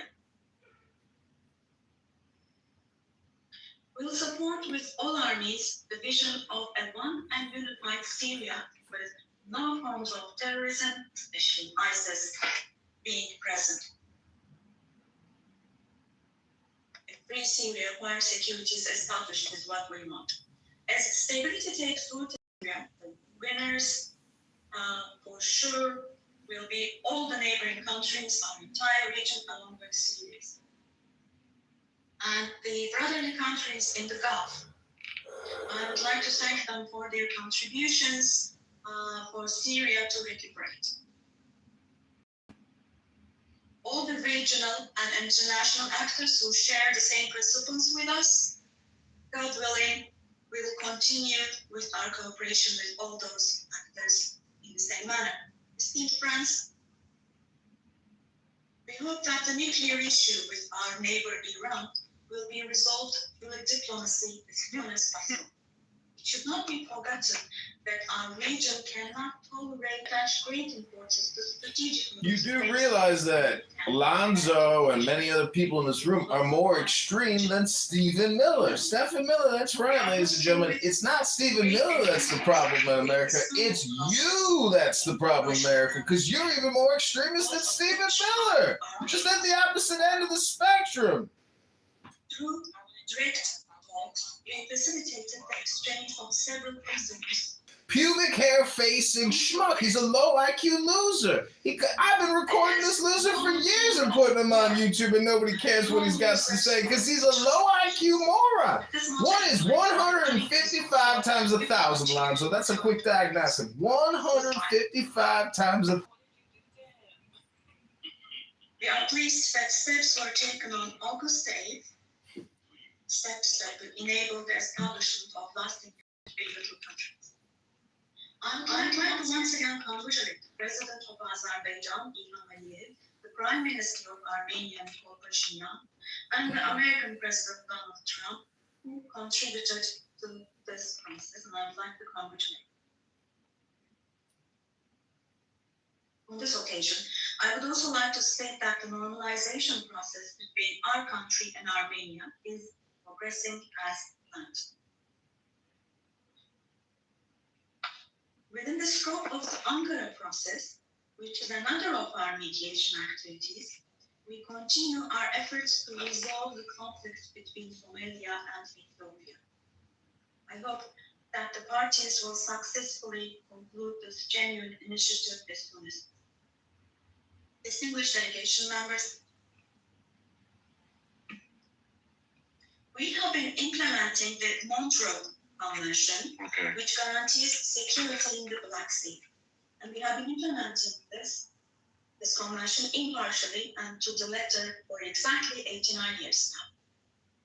We want to see the Aegean Sea and the Eastern Mediterranean as a basin of stability and prosperity where the legitimate interests of all parties involved are respected.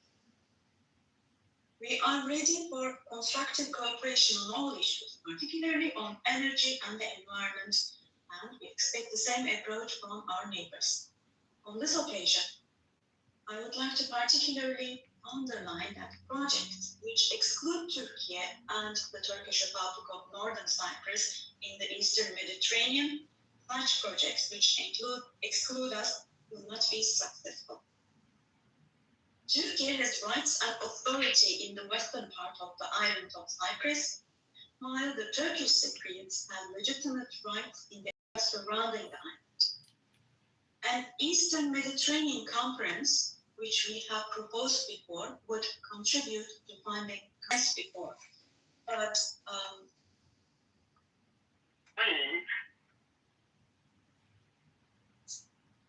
due to the rigid side of the Greek Cypriot site, no resolution has been found. Possibly a similar video at the Boars, but it was a bunch of black kids raiding a jewelry shop. Are two separate states and two separate peoples on the island. I realize it's off topic. One more brief point of saltiness about the California guy. If you just cut out as a Democrat, being like a full-throated running as a Bitcoiner on Twitter, I feel like he would have gotten a lot of love and support, and like that would have been great. Yeah. And now it's completely. I reiterate the call I made. Misled or like this is not good enough or whatever. And so literally, I call on this guy got kneecapped in terms of the strength of his announcement. So downstream athletics. So Dennis Rose guy is economic relations. Esteemed President, distinguished members, in the coming period, We desire a new beginning and vision in Turkey-European Union relations. This should not be a vision that just says impressions on his pre-announcement tweet. Mm-hmm. Even though he actually hurts the Yeah, policy but the objective, quality of those impressions, I mean, sure, he could look at it that way, but the fucking comments betray any benefit he thinks he got, you know? But he's not, that's really shameless. He's not playing the credibility game. He's playing the true. Yeah, true. Once you realize what they're talking about, and this guy, Calderon, comes from a horrible family of politicians. He didn't need Dennis Porter to ruin it. Yeah. Well, you're also like this. This is the point. Is we're all talking about Dennis Porter right now. That's what Dennis wants, and he got it. Yeah. And penis order. Penis order. Denny Portal. Ohado, I think it has worked. I think from David Bailey coming out, the plagiarism, like I think the last year or so has like moved the like I don't know, sort of the tide and like the balance of like the average Bitcoiner who pays attention to this now knows that he's a clown and knows that he's cringe. I think they're still following, but I think that it's shifted pretty significantly. Before, a lot more people were okay with them and just quietly saying it, and now they're openly being able to say this fucking buffoon. He has 250,000 Twitter followers still. I understand, but significant amounts of money to his retard organization. I understand that like there's idiots like Gary Cardone and others, but I think like he's hurt his like again. I think for him it doesn't matter, but I think in terms of like how we view it, I think we recognize that a bunch of people that matter think that this guy's a buffoon.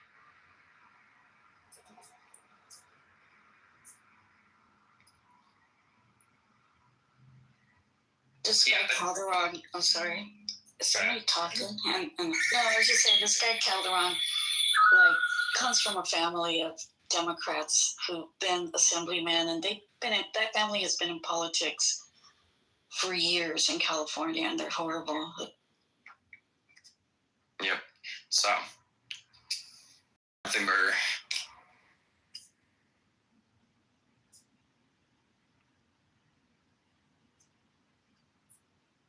Bones when he's like, maybe this time Penis Order is gonna announce something that's, you know, actually interesting.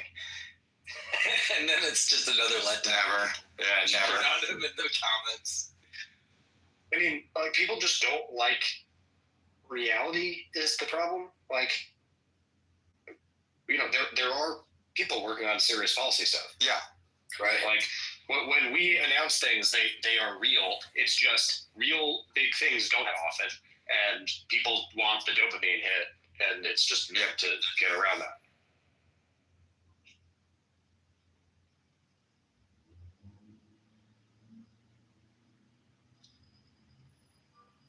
The constant search for dopamine is ruining our society. Just like is he sort of like, you know, like back in like, I don't know, 18, 19, probably 17, like there was like so much willy woo, like we knew it was bullshit, but it was still fun to like read. Is this like the politics version of it? Like the don't like the kind of, but it's not even fun. You know, it's like no, at least the willy woo shit made us feel like we were gonna be really rich. Reading Willy Woo is like reading like like it's like having a lottery ticket where you're like, ooh, when I win the Powerball. Yeah, exactly. But I feel like, I do think there's something to what Zach just said, and I think it reminds me of like reading Willy Woo in like 18 and 19 years, like reading his newsletter. I think it's like scratching some sort of itch. I think it does, yeah. And like Zach is saying, he's filling the gaps between Zach and Matt and David and all them's like real policy shit. Yeah. And the thing is, but to a lot of people, this is what's probably really frustrating to someone like Zach and these guys. There are people that can't tell the difference. You know, it's like Zach is like in the UFC and fucking, you know, Dennis is over there doing WWF. And they're like, yeah, man, I think he can beat him. It's like, no, John Jones is gonna kill anybody. Dog. I will say, like, personally, I feel like there was a time in a window like between like then and David Bailey coming out against where I literally felt some sort of responsibility for Dennis Porter. And I literally can't even explain it, you know. Disclaim it. Huh? Disclaim it now. Did I go on fucking Twitter once a year just to make the disclaimer reminder? But I no longer will because everybody knows that. Yeah. It's an apology. I send an apology. Hey guys, I'm so sorry. This is my fault. You gotta say, I think that Dennis Porter is a force of nature, and that he would have done this regardless of you or not. Yeah, Like, of course. He is. Yeah. I was just his first part of the affinity. The best thing I think the Streisand effect is my dominant lens by which to view most internet stuff, which is like 100%. just don't talk about it. Don't put any focus on it. Don't put any attention on it. Because the more attention you give something on the internet, the larger it grows. Yeah, internet currency is definitely different for sure. And if you let people know that you definitely don't want something to happen on the internet has a way of like making that thing happen, just to see like what will happen, essentially. So the best thing is just to be like, who? Dennis who? Who's that? Yeah.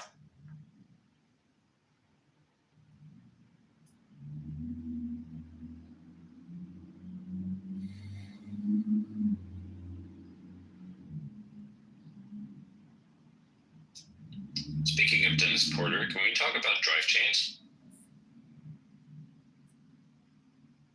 No. It's been a while. Rejected. Are you mixing up your fucking Bitcoin retards? Oh, am I? Oh, who is the... You're thinking of Henry. I'm thinking of Henry. I'm taking it back. Yes. I think you were going to let that hang for a while. Also, what are you guys doing? Who? Alright. The guy just kicked out of the room. That's at the bottom of the stage. The guy that records us and put it on YouTube and then blast it out. Wait, is that a thing? Is there a YouTube channel now? Yeah. No, I mean... Also, can you guys either mod me or deal with the fucking chat also? Oh man, we got him again. No, that guy left already and it was spamming the chat. But no, it was him probably because I just kicked him out of the room.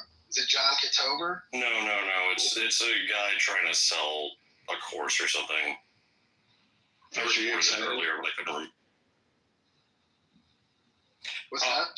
John says, you know what's extremely funny is my mom just texted me and asked me what was happening at 3 p.m.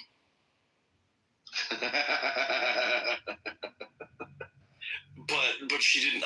She doesn't know how to like Twitter or like she didn't even know it was like that. You know, she didn't see even what it was in response to. She just saw my tweet pop up. I figured.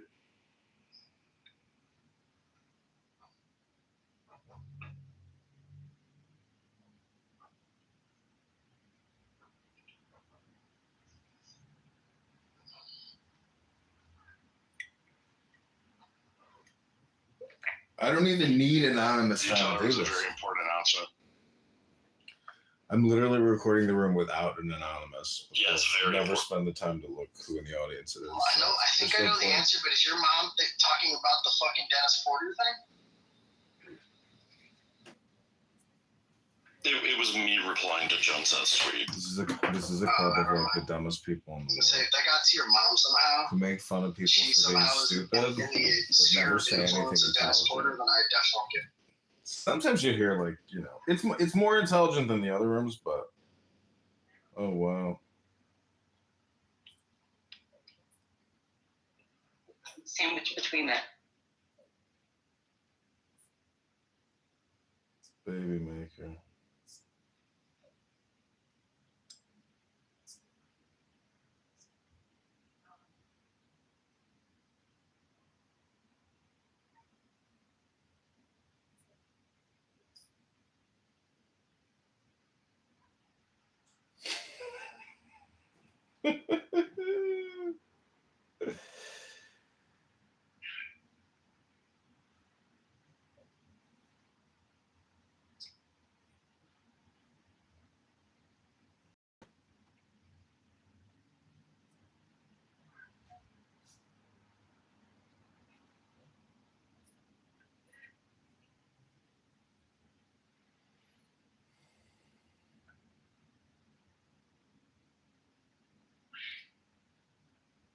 Bitcoin is a really good room to actually run.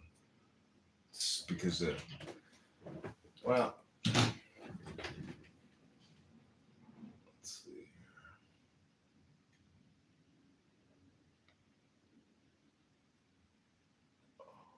Yeah.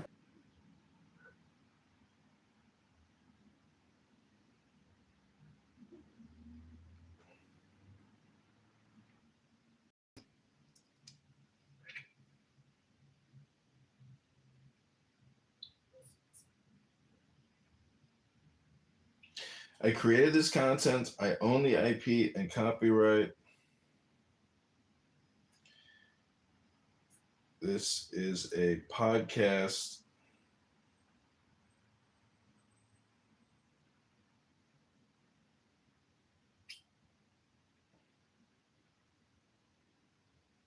No third party.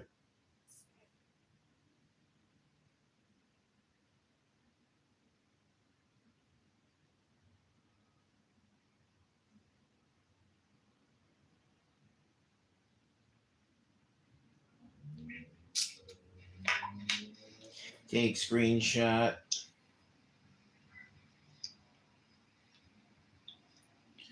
I've become that robot guy from Grandma's Boy.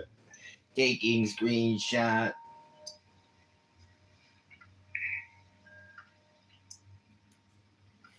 Okay, this phone has been decommissioned. Candidate Congressman John Kitover, Second Lieutenant, Army National Guard Politics.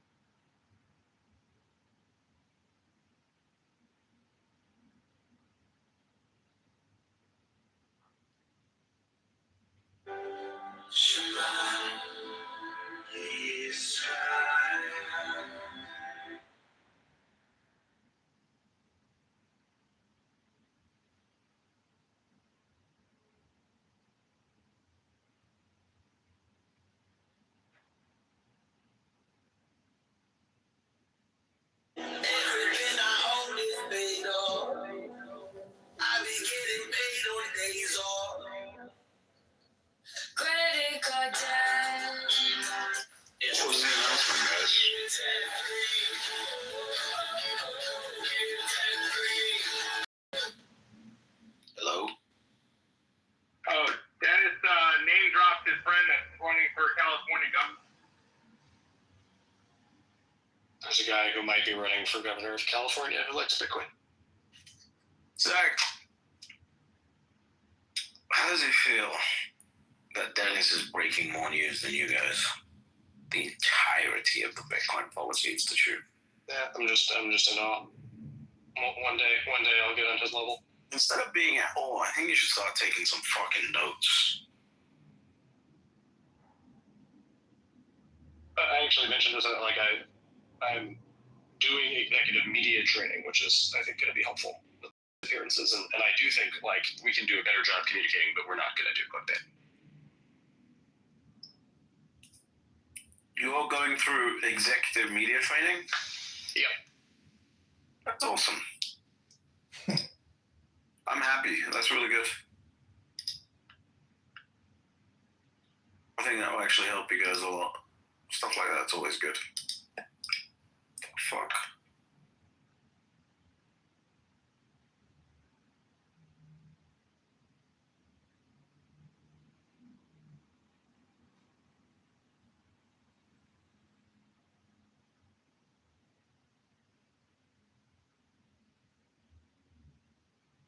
It is amazing to me. Like, I just don't know how many times people are going to fall for this. But I guess just indefinitely.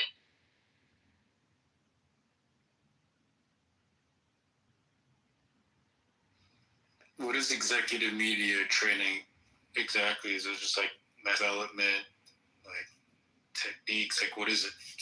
It teaches you how to speak, not like Zach, if that makes sense, and communicate ideas in a way that they can actually be heard.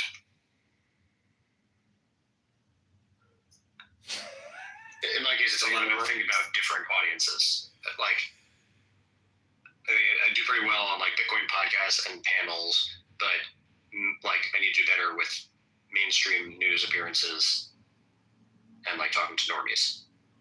Yeah, because you're really detailed. Like, this is just the way of training. You got to be detailed. Whereas if you're talking to media and fucking online peasants, you got to be able to say things in a way that penetrates very cleanly. Yeah, although I'm not really interested, I think, in online peasants like that. I know how to reach that market.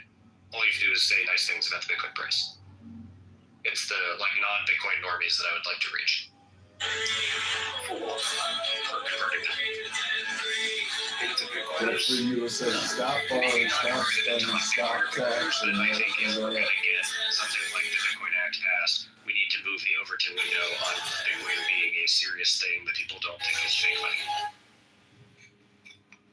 I think you might be pissing against the wind there. Just focus on the money. Like, focus on the what you're already doing. Politicians and shit. I know, but in order to move certain blocks of politicians, we need their constituents to think differently. I mean, we're also going to work on politicians, but I think that, like, I am maybe might be narcissistic, but I think I'm relatively uniquely situated where, like, I can talk to the sort of center-left New York Times crowd that is a pretty important constituency to win over to get things like the Bitcoin Act passed. If you can win over some of that mind share, it makes it okay for moderate Democrats to vote for Bitcoin stuff, which is something we're going to need.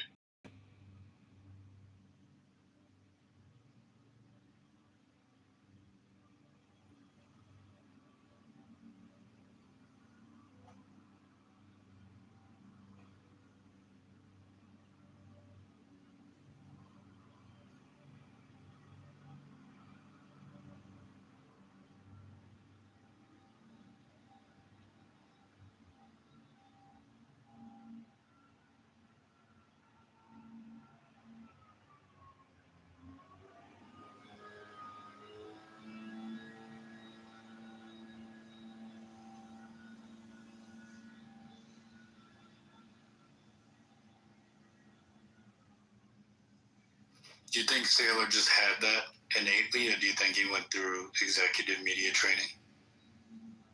Saylor does not have that innately.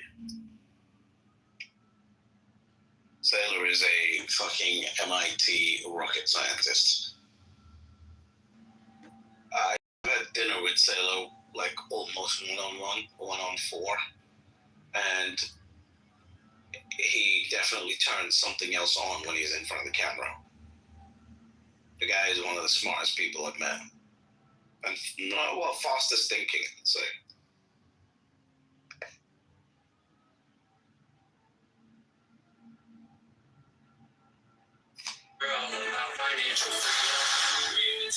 Yeah, I think that's his strong suit. He's a great storyteller.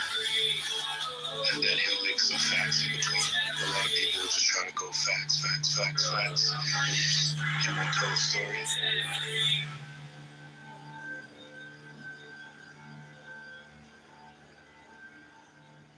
Work on your storytelling, Zach. It's definitely part of it.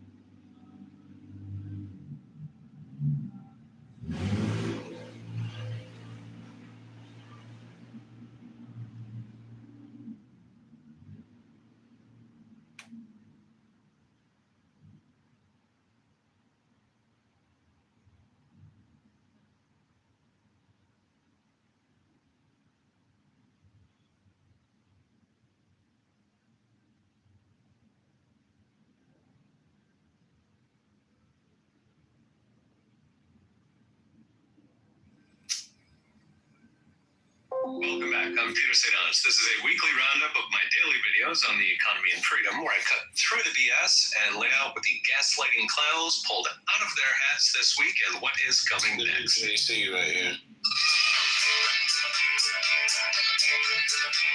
For the first time in Trump's new term, inflation surged last month, hitting 5% annualized, up from just 1.9 over his first 6 months. Sadly for legacy media, it was not tariffs, it was federal spending, with the deficit up 20% over last year. Last week, the now infamous Bureau of Labor Statistics announced inflation. CPI surged 0.4% in August, which is annualized 5% and double the previous month. Now, just last week, I talked about the BLS revising away 1 million fake Biden jobs, as in they're not very good at math. And independent price aggregator Truflation says inflation in August was 2% on the button, no clouds in sight. Still, the BLS remains the standard for everything from markets to policy, so let's break it down. Now, media was desperate to pin the CPI bump on tariffs, but in fact, just the previous day, wholesale PPI inflation came in at an actual decline. Housing, which is not imported, but is measured on a goofy 9 to 12 month lag, meaning housing is still running on Joe Biden's fumes. And considering housing is 36% of CPI, that's a lot of fumes.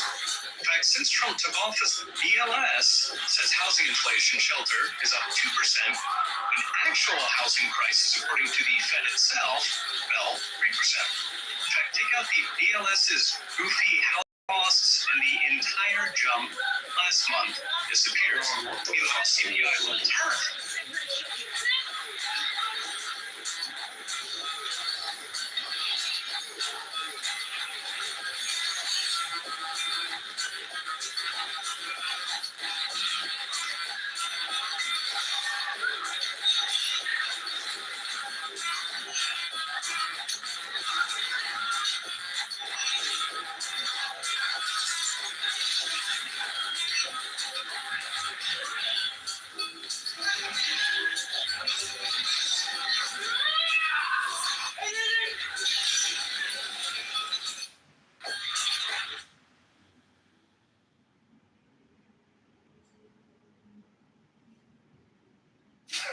It's that guy John Kitover who sits here and fucking records us.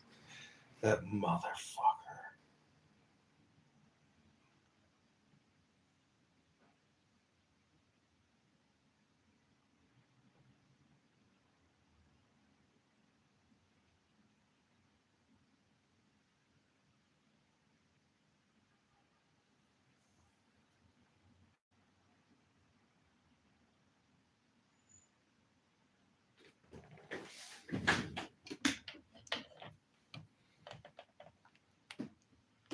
Jimmy, my paperwork sent off. We in the end zone, baby. They said 24 to 48 hours of processing, bro. Soon we'll be able to see how down we are in our broker accounts rather than calculating it on phones. It's perfect. All of it's perfect. At least it's in the brokerage. And now I prove that it's there right now. Aye, aye, aye. Aye, what a shit show. aye, aye, aye. 127. Let's fucking go. Backing up the fucking truck. I thought you were just saying your truck out of gas. I didn't say I was going to fucking back it up for NACA.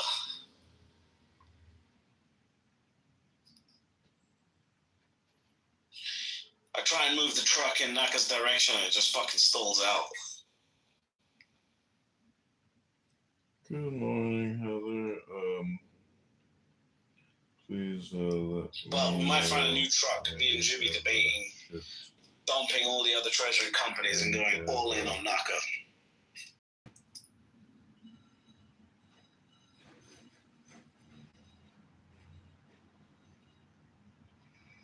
So you used to 105, British. Yeah. fucking hate the Jews. You know that? Whoever said that? That's not true.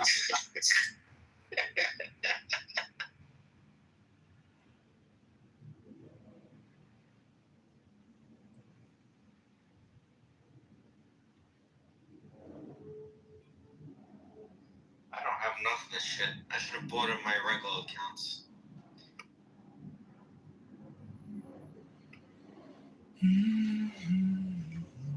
Not what, knockers?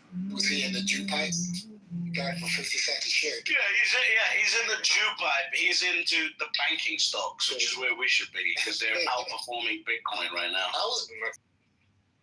But we are. We're buying Naka.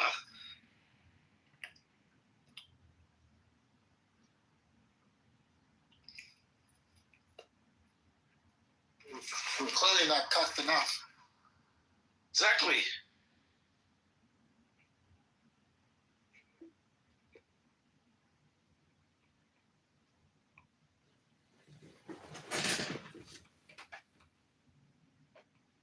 Stop it. You guys are making me want to buy more.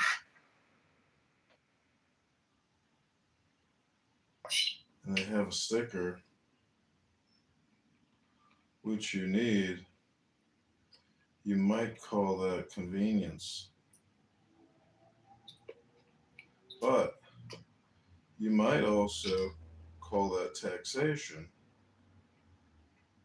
Like you guys are just using me as an exit liquidity. $1 million contract. We can't exit. What are you talking about? How can we use you as exit liquidity? We cannot exit.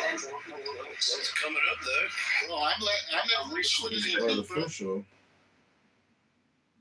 We were the original exit. We were the exit liquidity at the point of entry. That's what we were. Emissions is a scam.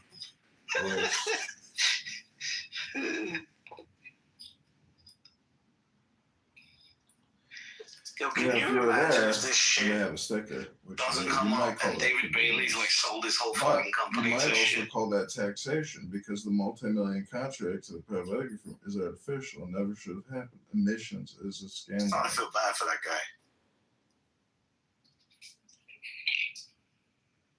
You feel bad for a billionaire? He ain't no billionaire right now. I'll tell you that much. He's a billionaire. What billionaire? You know, if you were there, He's a you billionaire? have a sticker, which you need. You might call he's it a billionaire. convenience. What, right now? No. Wait, right now, David Bailey is a billionaire. Not everybody fucking liquidated all their hillbilly Bitcoin, bro. I'm not saying he did, but I don't know. How, Yeah, how I'm not sure if stacked he's a it is. billionaire. That would have meant that when Naka was at like $25, that he had like $30 billion or something. That doesn't make any sense. Talking about net worth or liquid? Yeah, I'm talking about net worth. No, it's the same shit. No, it's not the same. Billionaire though?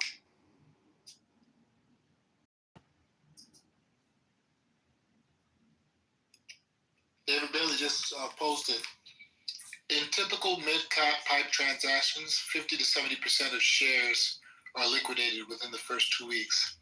I've been monitoring pipe progress every morning, and I think this jives. Almost through it. Pipe progress? The fuck does that mean? We don't have any shares to liquidate. Oh, Yeah, I know. we don't. Other people do. Who? The bigger investors, they got it before us. No fucking way. I thought we were all in the same pipe. They got different pipes? We're in white the pipe is real? We're in the SPV, which is like, you know, the gay pipe. We're in the gay pipe. British, you only have to have 8,700 Bitcoin to be worth $1 billion. Oh. Only 8,700. Yeah, I only have like 7,500.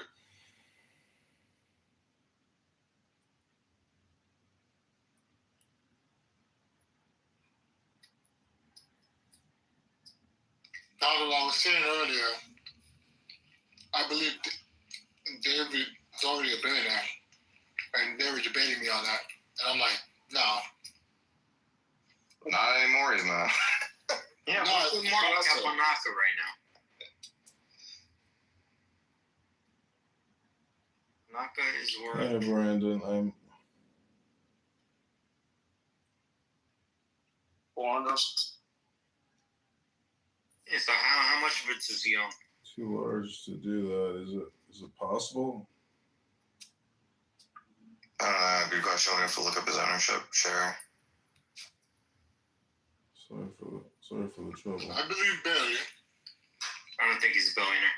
with all of his Bitcoin holdings and all the money he's already made seeding all of these other treasuries, he's already there. I bet you that David has. Let me think. He predates me. And he's a retard who's very aggressive. He has a couple thousand Bitcoin, bro. I bet you like 3,000 Bitcoin seems right. Yeah, that seems right. So that's like 300 mil, give or take. Are you And then Robert? no, David. And then what's his ownership in, like, how much does he have at UTXO? UTXO performed very well. So maybe he's got 100 mil over there. And then maybe he's got like 200 mil. So like 600. That seems about right. So when Naka was at its peak, he was probably a billionaire. But right now, he's at like 600. That seems right. He's at 600 now. At Naka's peak, he would have been worth like 30 billion. The Loser Show. He might have been on paper. Bitcoin retards. Never Like, reads I the think book. more than half of his net worth comes from his personal Bitcoin holdings. How does it change my life for me? You're not keeping up with this ultra high net worth. So it looks like he has 200 million in Naka right now. Oh my god. At $30 at Naka, that would have been like $6 billion or something. Bro, I'm down 80% on Naka. What the hell's going on? What the hell is this? I see it at 127. When did you buy? Bro, I bought the last dip like 3 weeks ago. Oh, yeah, you got to buy the dip, son. Holy crap. Dude, I went on vacation and didn't look at the price, come back, it's down 80%. That's crazy.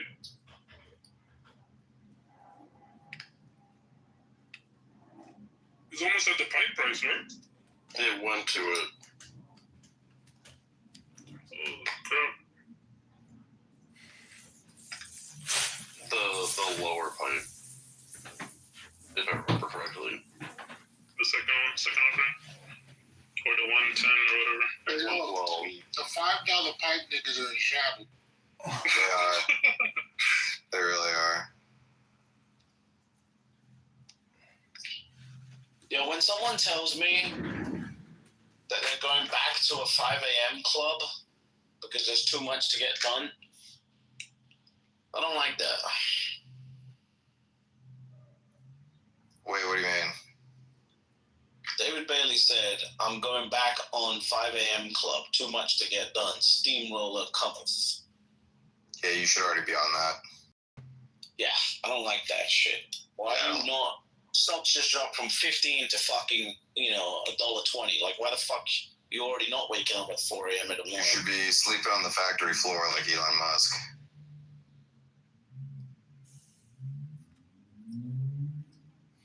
There's no factory, bro. There's just schemes.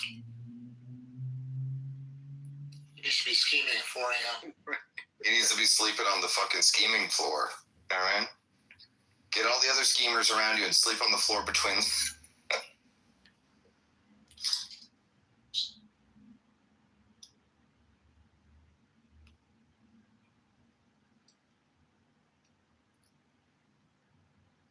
Got to partner up with Mario from Twitter Spaces and get the scam. Yo, get the chaos on this, man. What the hell's going on? They're not going to start pumping again. You know what we're all going to learn? We're all going to learn what I have to keep relearning, which is, what the fuck was it? Fuck that. Hey, would it be possible? You know, Dave likes to open up rooms where anybody can get on because he's a fucking communist. We're gonna learn What are we gonna have to what I am relearning, which is step number 1, you buy Bitcoin. Yeah. Step number 2, you shut the fuck up. There, Jimmy. Not anybody can anymore. It's easy to switch.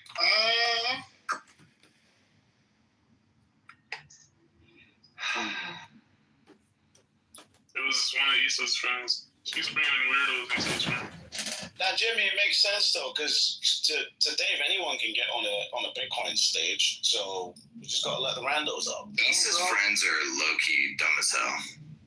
Those are Issa's friends? I don't know, but every time I meet one of Issa's friends, I'm like, this motherfucker is dumb. Why are you talking about British like that? British is my friend. He's Issa's friends. Damn right. Oh, conference video call? I knew British before any of you. That's true. Oh, He is Issa's friend, though. I wouldn't have met Issa if it wasn't for British. I bless your life. Issa's cool. It's just some of the people she hangs out with are retarded.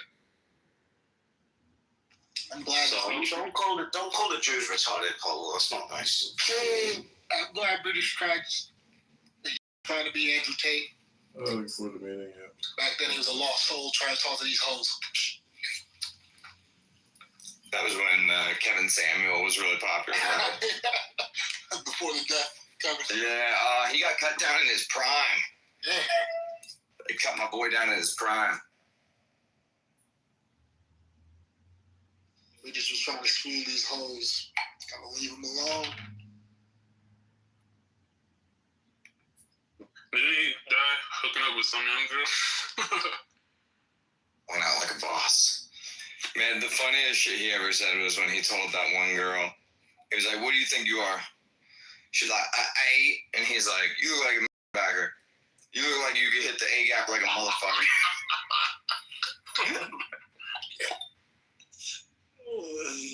A-gap was the most ridiculous shit I've ever heard. It's fun. It's so funny. So funny. Because I know the A-gap. I know that's between the center and the dog. What was crazy about Kevin Samuel was the women that called up knew what he was going to do. Like, because he did the same thing for every single woman. But they were all like in their head, like, I'm special. He won't do that to me. It's like, and then he just make me do this. Please right. make me do this. And then he just did it to every woman. Just boom, boom, boom, knocking them all down. This is the most intriguing sword in history. You hit the A-gap like a motherfucker. It's the like a motherfucker for me. Like, he's like, the reason it's so funny is because he's thinking like from a coach's perspective about her potential.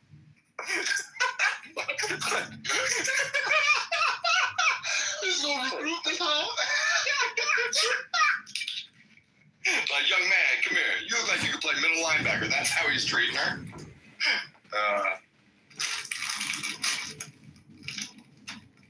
That shit is hilarious. My man was cut down in his prime. I mean, but it is, you know, it's like, you're giving all this advice, nigga. Take care of your own heart, man. Like, take care of yourself, bro. You know what I mean? How you guys piping some chick, bro? Piping some youngin, bro. It was the Jews. It was the Jews they got him. It was the Jews, bro. It's sort of, he himself was a bum. You know what I mean? At the end of the day. Went outside, man. How did he actually die? What was the actual... Nigga, he just had a heart attack. He died from sex. Too much Viagra? He's probably taking pills because he's a fucking bum. He's trying I think it's the Alice. Like, that's like like, you're a loser. You know what I mean? It was all nonsense. Well, listen, when you're a 50-something-year-old man and you're obsessed with pussy, that's loser shit right there. You know? Facts. It's loserish to be obsessed with pussy when you're 35. So it's really loserish when you're 50-something. Like, when you're 50-something, bro, I was talking with Jason Williams about this, and we both were agreeing about this, which is like when you see an old guy in like a fucking Ferrari or a Corvette or something, and he's like, "Look at me." It's like that shit is always sad and pathetic. When you're at that age, you're like 60, you should be like surveilling your land. You know what I mean? You should be like just like have 1,000 acres and just surveil that shit. That's what you should be doing at age 60. But at age like if you want to be obsessed with pussy at 25, sure, go ahead. No, nothing wrong with that. But like at 55, nah, you're a loser.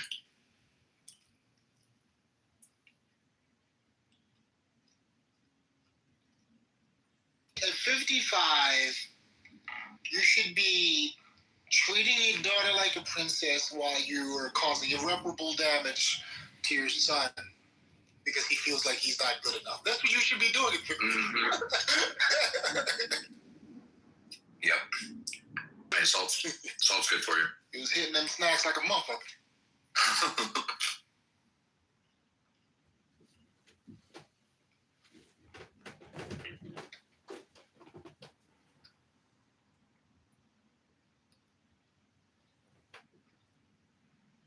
You ever see one time he had Nicki Minaj on there? And even he had her, Nicki Minaj.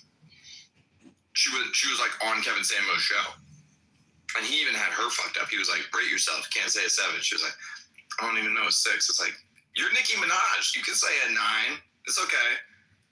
No one's going to be mad at you. How do you suck up to Nicki Minaj, bro? Yo, I would hit.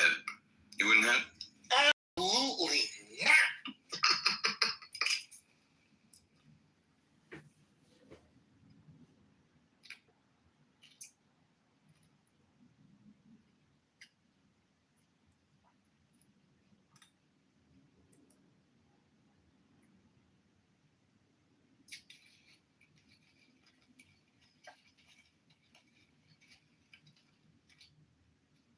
Harley, you ain't never had no chocolate.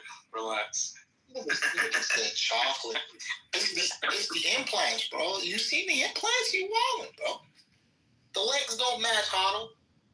I think black girls are attractive. It just never happened, you know? Like, naturally never happened.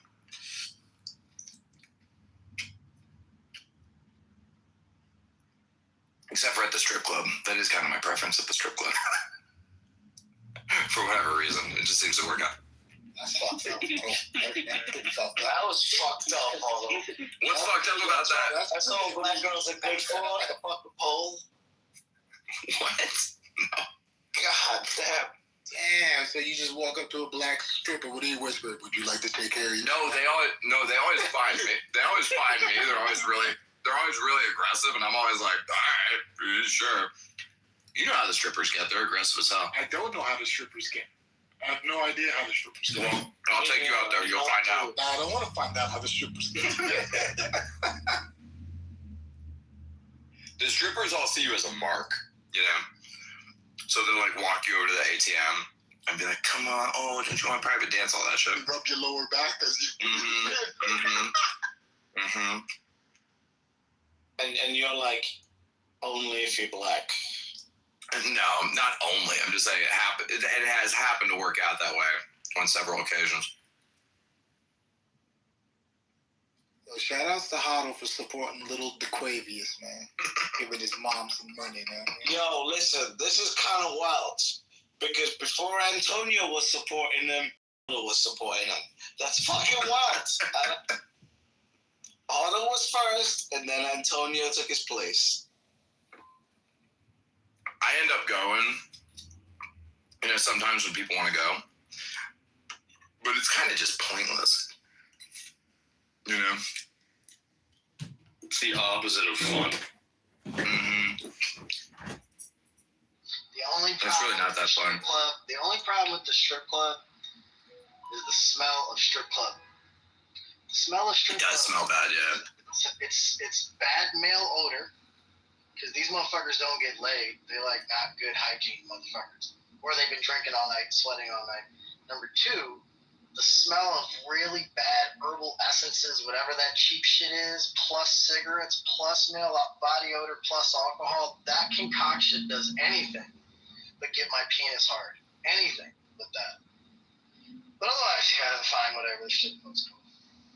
On my bachelor party, I subverted my bachelor party because I was like the only one sober. Basically, by the time we got to the strip club, nobody knew that I wasn't there. And I was like home by like 11:30. And everyone was still at the strip club.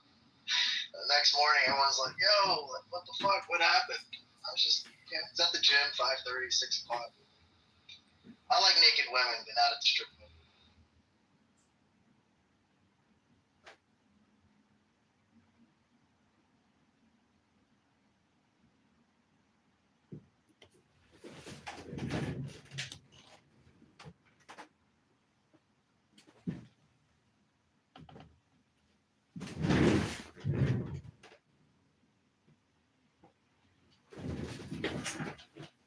They gonna go to a strip club, but they back then they had those free limos and they kept coming to me and my buddies, and we ended up going to Sapphire. I'm sure you guys have heard of it.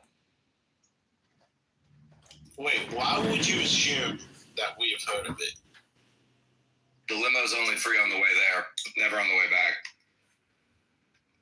Do that?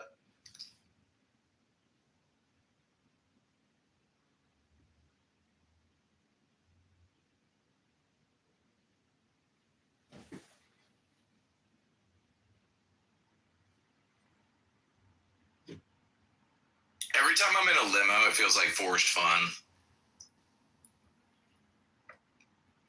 Ooh, here we are in a limo. Like, who cares?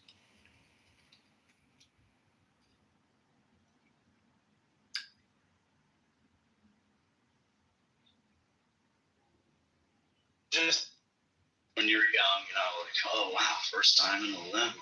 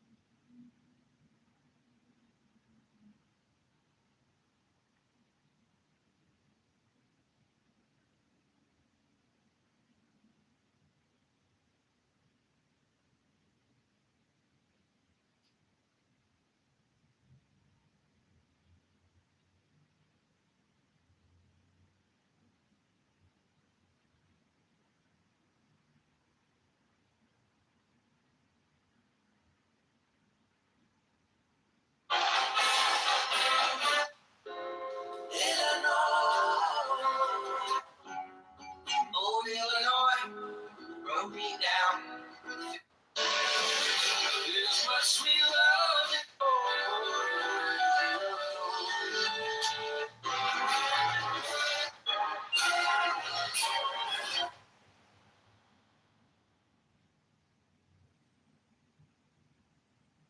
have this buddy who I was talking to the other night, and he's like, you know, he broke up with his girlfriend, and he's like living in LA, and he just, you know, he doesn't really like living in LA, and this and that, and whatever. And he's from here, and he was like, he like wants to come back here or whatever. And I was like, do it, you know? And he was like, yeah, I should. Like, if, like my mom said, like, if I do, she'll give me like $200K to buy a house. I was like, she'll give you $200 to buy a fucking house, like, as a down payment? He was like, yeah. I was like, and why are you not doing this? Like, why have you not jumped all over this shit? And he's like, oh no, and you know, this and that. And it's like, bro, you're paying rent in Los Angeles. LA vibes, bro. Right, like, rent in Los Angeles, it's expensive as fuck. It's like, you know, $3,000 a month for rent, right? And you don't even like have a nice place to live. It's like a, you know, whatever kind of apartment. And like, you broke up with your girlfriend, you got nothing going on. You don't really even like the people there. You don't really like living there. You know, your mom is willing to give you basically $250,000 for free to just fucking come over here and buy a house and shit. And he works remote. He could just pick up his shit and move anytime he feels like it. And the minute he does so, he doesn't have to pay California state tax anymore. So you get like, he makes like $120K a year. It's like you get to keep an extra like $9,000 of your money, or like $8,000 of your money. Like, bro, what is this is a no-brainer. And he's just like, yeah, I don't know, you know, like, I don't know, man.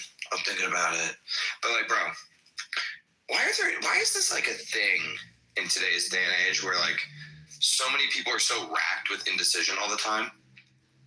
Like, this is just such an obvious no-brainer, slam dunk. Like, of course you do this, you know? You have a relationship. There's not really many friends. You got money waiting for you in the other city. Your job is remote. And you know people in the other city. And there's no income tax in the other city. Like, what is to be racked with it? Like, I find this, like, it's not just him. The reason I'm complaining about it is because I find this with so many males in our generation. And I wasn't even, like, I wasn't even getting mad at him or anything, but I was, like, trying to, like, compel him to action, which is like, hey, dude, get the fuck up off your ass and just start making some things happen. You know? Just do some shit. It doesn't even have to be the right shit. Just do some shit. Just make some moves. But like, I don't know. It's like a millennial aged male thing where there's like, oh no, you know, could go either way. And then they just sit there doing nothing. Why is that? It's like so common. Is he in tech? Nah, he's in like hospitality. Does he smoke a lot of weed? He used to. I don't think he smokes a lot of weed right now.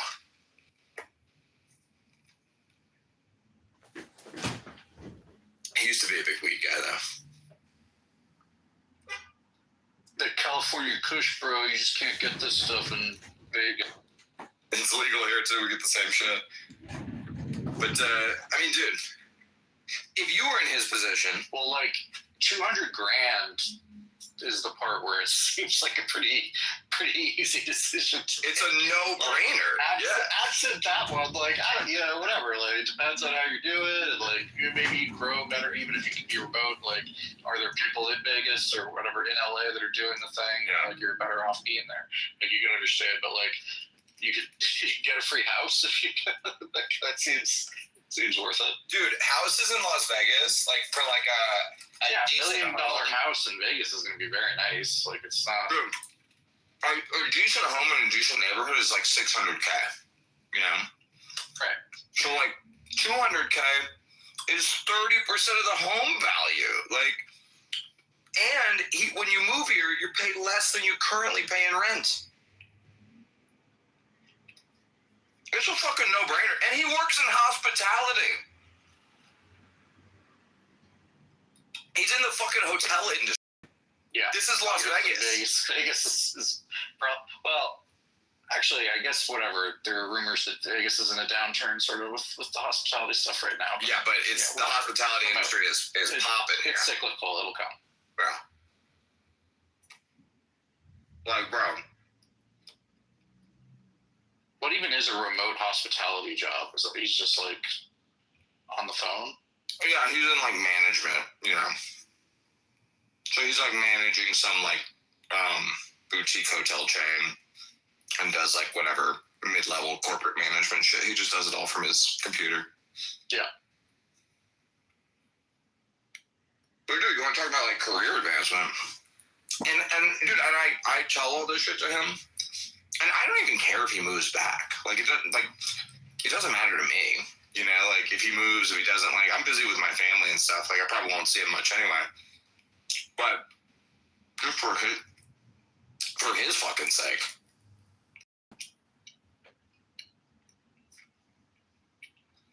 I'm telling you, dude, this is like common.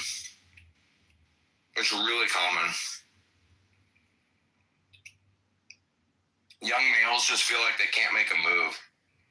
And it's like, dude, just make a move. Any move is better than no move. You know? This guy is 37 years old. And I'm like, what do you really want out of life? Like 10 years from now, what do you want? You're 37 years old. Yeah, it's time to stop being a faggot. And he was like, I want to have like a family. And I was like, okay, well, bro, you know you're getting kind of old, right? Like, I mean, like, yeah, like dudes can have a family whenever, but like the type of girls that are going to be available to you, you're not like a super rich guy. Like you make, you know, like 120 grand a year. I mean, he's like a decent looking dude, but it's like,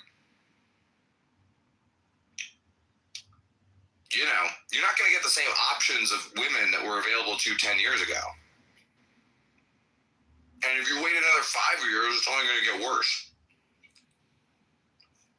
And the average LA girl is going to be a lot less satisfied with 120K 37-year-old than not at all. I also think the reason him and the girlfriend broke up is because of his inability to do shit. Like, because of this inaction. I think she was like sick of it. Like, what am I doing waiting around for you to like make a move? Together? I've been together like 10 years. You know? Well, and you wanted a family? Like what? Right, that's what I'm saying. Like, you know. And he's sitting around kind of, I know, he's like racked by indecision about this and whatever, and I was like, dude,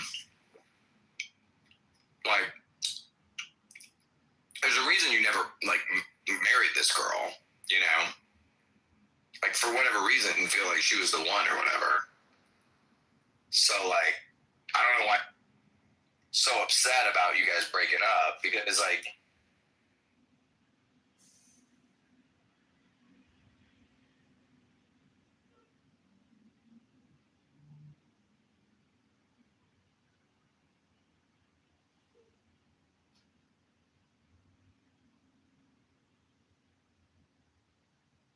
it's like this. Because I know this isn't just one guy. I know so many guys like this. And they're all in the same sort of just fuck around nothingness void of like, they don't know what to do. They don't know if they should get married, if they should not. If they should keep acting like children, if they should grow up. If they should buy a home, if they should keep rent. They just don't know. Everything's just, oh no, dude.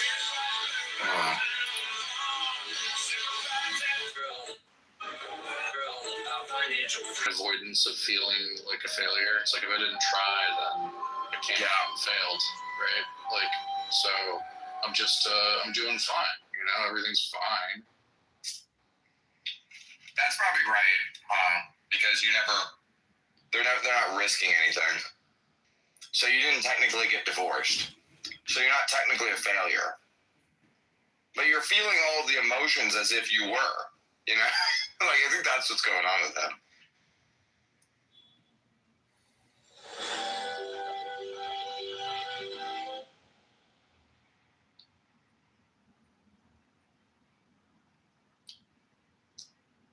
Feels like a good time to move, even if it wasn't to Vegas. Just like get out of LA. Yeah.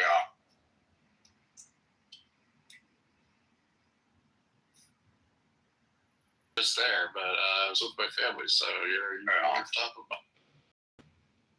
Well, going to LA too is like, or anywhere in Southern California, it's very specific.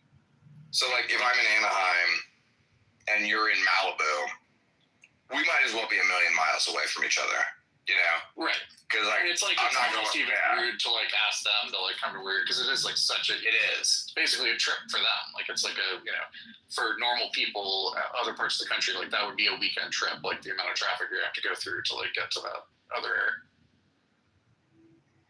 There's like a guy who like will be like, "Why didn't you hit me up, dude?" And it's like, dude, because I'm at Disneyland with my kids. You know, that's the other thing. These Peter Pan dudes, they don't like understand like normal life. You know, it's like this isn't like, we're not in college. I can't just like go have like, you know, 9 beers in the middle of the day with you. Like, I have shit to do.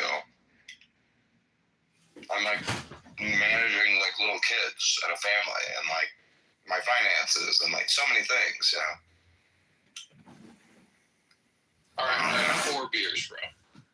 I really just want to like help like get these dudes out of their fucking dumbass fucking misery bullshit, but I can't do anything to change it, you know. Like, this is a guy I've been talking to about Bitcoin since it was at $200, you know, for years. He's probably had 1,000 conversations with me about Bitcoin. Still no Bitcoin? No Bitcoin. Does he have some XRP at least? Dude, he had $300,000 from this like car crash he got into. He got like a settlement for like $300K, and he's had that shit for, I don't know, 10 years, you know, and it's still $300K. And I was like, what are you not like investing in it or anything? He's like, no, it's just like in like, you know, whatever, like mutual, like what's that shit, money market accounts. Why? I'm so confused by all of the behavior. That I find really hard to believe. Like, I would just think he would have either spent it or have turned it into like a couple $1 million, you know? Like, no, it's neither. Neither. That's the weirdest, like. And dude, it's like not hard. This is the thing that always like gets to me. It's like, it's not hard to change these people's lives and circumstances. It's really easy, in fact, but it's extremely difficult because they won't let you. You know, they're like, you can't put new information into their brain. Like, I could go to you, David, and be like, dude, I just heard about this thing where like, if you do these steps, you can get $500,000 like practically for free, and there's like zero risk, right? And you would be like, what is that thing? And you would want to know if it's bullshit or not. But you would be genuinely interested in it, right? Yeah. If I came to the same person, like one of these people with that, you know, hey, dude, I know how you can get $500,000. They would be like, oh, that's cool. Yeah? Oh, yeah? Oh, cool. Cool, man. They would brush me up. It is hard, even if he is in this, like, you know, inertia run. I'll guarantee you, I check in on this guy in a year, he's still going through the same indecision. Yeah, I mean, him having the 300K still at 300K there makes me a lot less certain that he is. He'll move back and then he'll be depressed and he'll want to move back there because that's what happens. I have friends like that too. It's like they're stuck in the past and that's all they do is they want to live like this past life they had like when they were in high school.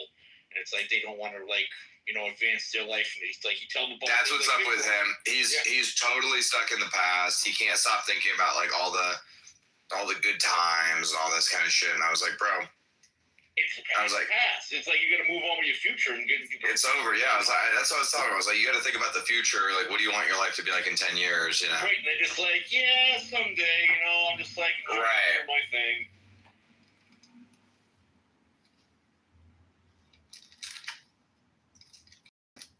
Yeah, he is like a guy that will like want to talk to me about like people we knew from like whatever 20 years ago. I'm just like, dude, I don't know who that is. You know, it's not even like I don't want to hear about that person. It's like I don't even know who you're talking about. And he's like, oh yeah, you know, we used to like hang out with them at the fucking movie theater and shit. Like go to the skate park with them. I was like, who? Like what? Who gives a fuck? It's so confusing. The campaign to elect Canada Congressman has begun buying ads on Meta to defeat there in the hood. Yeah, same thing. It was all like one of my friends. $100 to help came back. more ads. His mom hooked him up and stuff. Then, like 6 months, a year later, he blew it all up and had to move back to where he came from. And is back out there doing basically nothing again, just sitting around like, oh, I pay for my apartment and just sit here all the time, you know, and complain about everything. So, yeah. There's no fixing those people. I don't know. It's like they're stuck in that until they get out.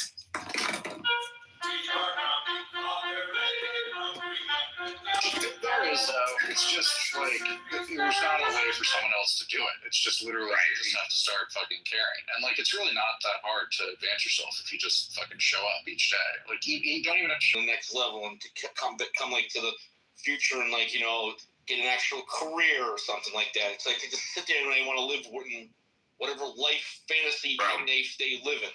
And that's if this guy was my son, I would want to wring his fucking neck. Like, it drives me up a wall. It drives me insane. Like, if I had a son like this, I would literally be going fucking crazy. Oh, is both his parents still alive? Because that's to be the next thing. Their father, like, my friend, his father died, and he just sits there and mourns his father now. Oh, I miss my dad. I wish I could talk to him again. That's what's going on with my friend. Yeah, his dad died, and he's just sitting there mourning and I was like, bro, it's been like 3 years since your dad died, dude. Oh, like, yeah. It's like it was just yesterday or something all the time. I mean, miss your dad. Like, he's your dad. Miss him forever. But, like, bro, you got to get on with your life. It's not honoring your father to, like, your father sacrificed a lot for you to be born, and it's not honoring him to sit here and wallow in grief for years and years.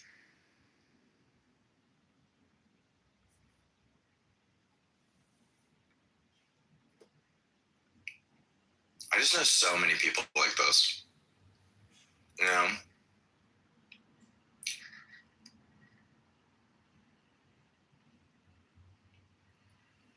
Did he play football in high school? Maybe that's why it was too many hits to the head. No. Not even. Just skateboarding now, so still gonna have some hits. There you go. Yeah, he was the head on the railing. There you go. He was a popular guy in school. He was probably like the most. You know, this is the thing that's funny is like, so when I met him, he was probably like the most popular guy in school, and even just like being friends with him made me popular like out of nowhere, you know. And my wife like has only known him as an adult, and she's like, he's such a loser though, you know. And I'm like, no, like you don't understand, like he was the man, you know. But like she's like, yeah, you think he was the man because he was the man when you were 14, but he hasn't been the man now for like 25 years or something. And I was like, yeah, it's kind of true. It's kind of true.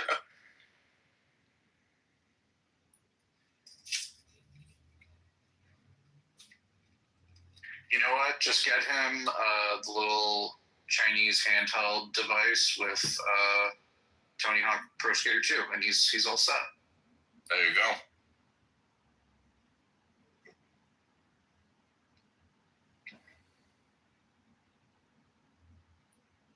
That'll keep him occupied for at least a week. Gotta beat the whole game. Unlock it. Man.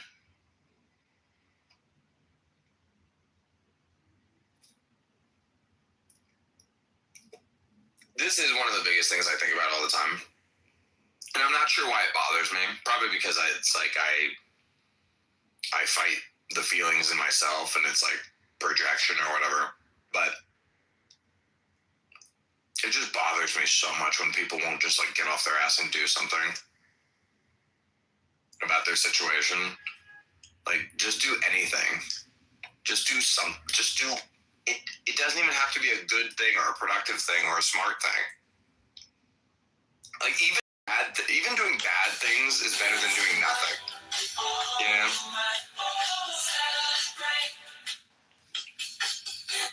Just like, take a chance, man. Yeah, I mean, just do shit. Start selling drugs or something. Say my name. New adventure. Kelly. You know that from Breaking Bad, right? Yeah, I know. That was funny.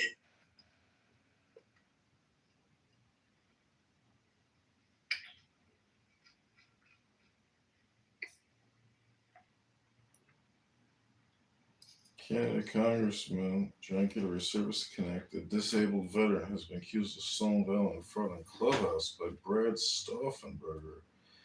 PM claims that Texas Children's Hospital audio and video recordings have been made in the campaign that continues preparing for civil slander, defamation. You know, it's funny. My friends, where I think this could have happened with, they just all had kids young, and then they kind of figured their shit out. Like obviously, it doesn't always work out, but like those things that